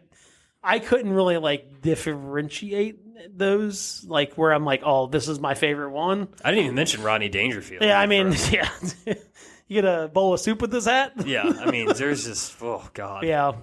I'll go one more, like deeper, and if we're talking about like, it's hard to say like obviously Eddie's a real person. I feel like they built that up a little bit. Possibly he might not be like that, but if I had to go one more, I was going to go Shooter McGavin. Yeah, that was going to be. Yeah. Although I think Will Smith and Bagger Vance is really, really good too. Sure. Just like, he's probably an angel, I'm assuming, some kind of angel or whatever. But he would be like 4th on the list. But Shooter McGavin's is just an absolute, like, and I follow him. I'm assuming you follow him on Twitter. Yeah. Yeah, it's so good. So dumb, but so good. It's so good. Yeah. It's so good. But Eddie, for sure, if you ever seen The Greatest Game Ever Played, before Shia LaBeouf went batshit crazy, is a great movie. Yeah. It's about Francis we met, who won the U.S. Open as an amateur. I'm assuming everybody listening to this has seen that, but if you haven't, Disney Plus. Look, my kids love that movie. They love that movie. I don't know that I've seen it all the way through. It's been on like Golf Channel. I've seen pieces, but I don't think I've watched it. But my kids love that movie because of Eddie. They think he's hilarious. Good. So grow the game. But we are going to power rank our golf movies. Yeah. I think they're going to differentiate pretty. Like there's going to be a huge difference between like 1 and 5, probably, or 1 and 6. Yeah, probably. Which is good. I'm an emotional person, so pulling at the heartstrings to me is like better than comedy. Yeah, when it comes to golf, mine will be comedy heavy for sure. Yeah, no doubt. All right. Well, for anybody who made it this far, we gotta wrap this up. Thanks for hanging in. Thanks for hanging for all of the Ryder Cup stuff we did for the last who knows how long. Some episodes that never made it to the light of day because of technical difficulties. God, what a journey it was. We're back in person today, which feels odd because we haven't done it in like a month. Back in the studio. We're gonna have to find some content going forward. We're hitting the sad season. Yeah, maybe we'll just become like a golf football podcast. Maybe I don't know. Yeah, we'll see where it goes. But yeah, I don't have anything else. Any golf coming up? Just real quick. Any golf coming up? I'm trying to get it. We got to get this Oasis round. I know we do. I know Sunday's not going to happen. Though. I won another skin last week in league. That was good. I can't believe you guys are still playing. It's done now. Yeah, I'm out. Although there's talk about glow golf one night on a Wednesday. That sounds like a disaster. It's probably a bad idea, but yeah, if it happens, I think we should go. We should definitely go do that. I might be playing Firestone on Friday, maybe. Oh God, I'm going to a wedding up in Akron on Friday, maybe. I'm jealous, but I'm also not because I know that I wouldn't want the punishment that it would do to my game right now. Yeah, we're running out of like just tournaments in general, but and opportunities. I've got my match play finals match next Friday or the following Friday. And then we've got Ryder Cup at the Elks. Yeah, I'm out of town for that. I'm sad again. But. Yeah, it's great. I have a lot better record than most of the Americans in that. Just full disclosure, I've not lost a match yet. Good. Do it again. Let's go. Keep running it. Oh, and you want the hats? Sure. Hats still for sale. Again, coming up on the holidays. Buy a hat. Justin's got them. You've got a website coming up soon, right? We do. I'm building it, but when this is your current hobby instead of your job, it takes a while to get things done. So, but yeah. It'll be a lot easier to buy hats once we get that up and running. Yeah, because working on the Shopify store too, it's going to be great. Sick. We're going to have to actually get some merch made to be able to sell things. We got some stuff. Oh, and I do want to, I think this is the perfect time. I swear to God, last thing, I know we're running super long. But Turkey Open, Black Friday. Presented by the Back 9 6-pack. Presented by the Back 9 6-pack. We've got this obnoxiously big trophy. We put your name on it. I'm going to let the winner take the trophy this year home. You got to bring it back. It's not a keeper. It's a Claret jug I get asked by my daughters, like, why do you have this trophy and your name's not on it? Because I've never won it. But yeah, Black Friday, usually tee off about 10 o'clock, 2-man, 6-6-6. You get 6 best ball, 6 alternate shot, 6 scramble. Adjusted, you got to have again, though. Got to have again. I told everybody this last year. My buddy doesn't have again. He's like a 20. No, you're not playing. Sorry. Because then he's going to end up being a fucking 4, and then I'm going to get yelled at by everybody. Right. But, yep, presented by the Back 9 6-pack, Turkey Open. It's a great time. Look, and I tell this to everybody every year we have it. We play if the course is open. Yeah, if the course is open, we're out there. No weaklings. Don't sign up and then go, oh, it's supposed to be 40 degrees today. I'm not playing. No, that's not how this works. You will be blackballed from the event. I think I'm going to make that a rule this year. We've had a decent weather day last year. Yeah. And a lot of people played. I think we had what did we have? I think we had 9. I think we had, we had 18 teams, which was 9 groups. Yeah. 36 players. Yeah. Cash game, there's cash payouts plus the trophy. It's a good time. Again, like I said, no weaklings though, because we play. If the course is open, we're playing. Doesn't matter if it's 35 degrees. We played in that before. Yeah, 2 years ago. Look, I'll put it out there. Put the pressure on us. We're looking at maybe a nice little tea gift. For something. Nothing something big, but something you can take home with you.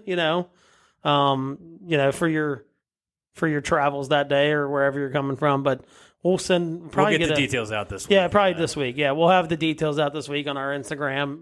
We'll put it on all of our Instagrams and Twitter and Facebook and all that. So it'll be a good time. Yes, sir. All right. On that note, that's 2023 Ryder Cup. Got to wait 2 more years. Ugh. I think I saw the Masters is like 180 something days away. We'll get there, guys. Just yikes. Here we go. Ugh. Enjoy some fall golf. Enjoy some football. Sanderson Farm.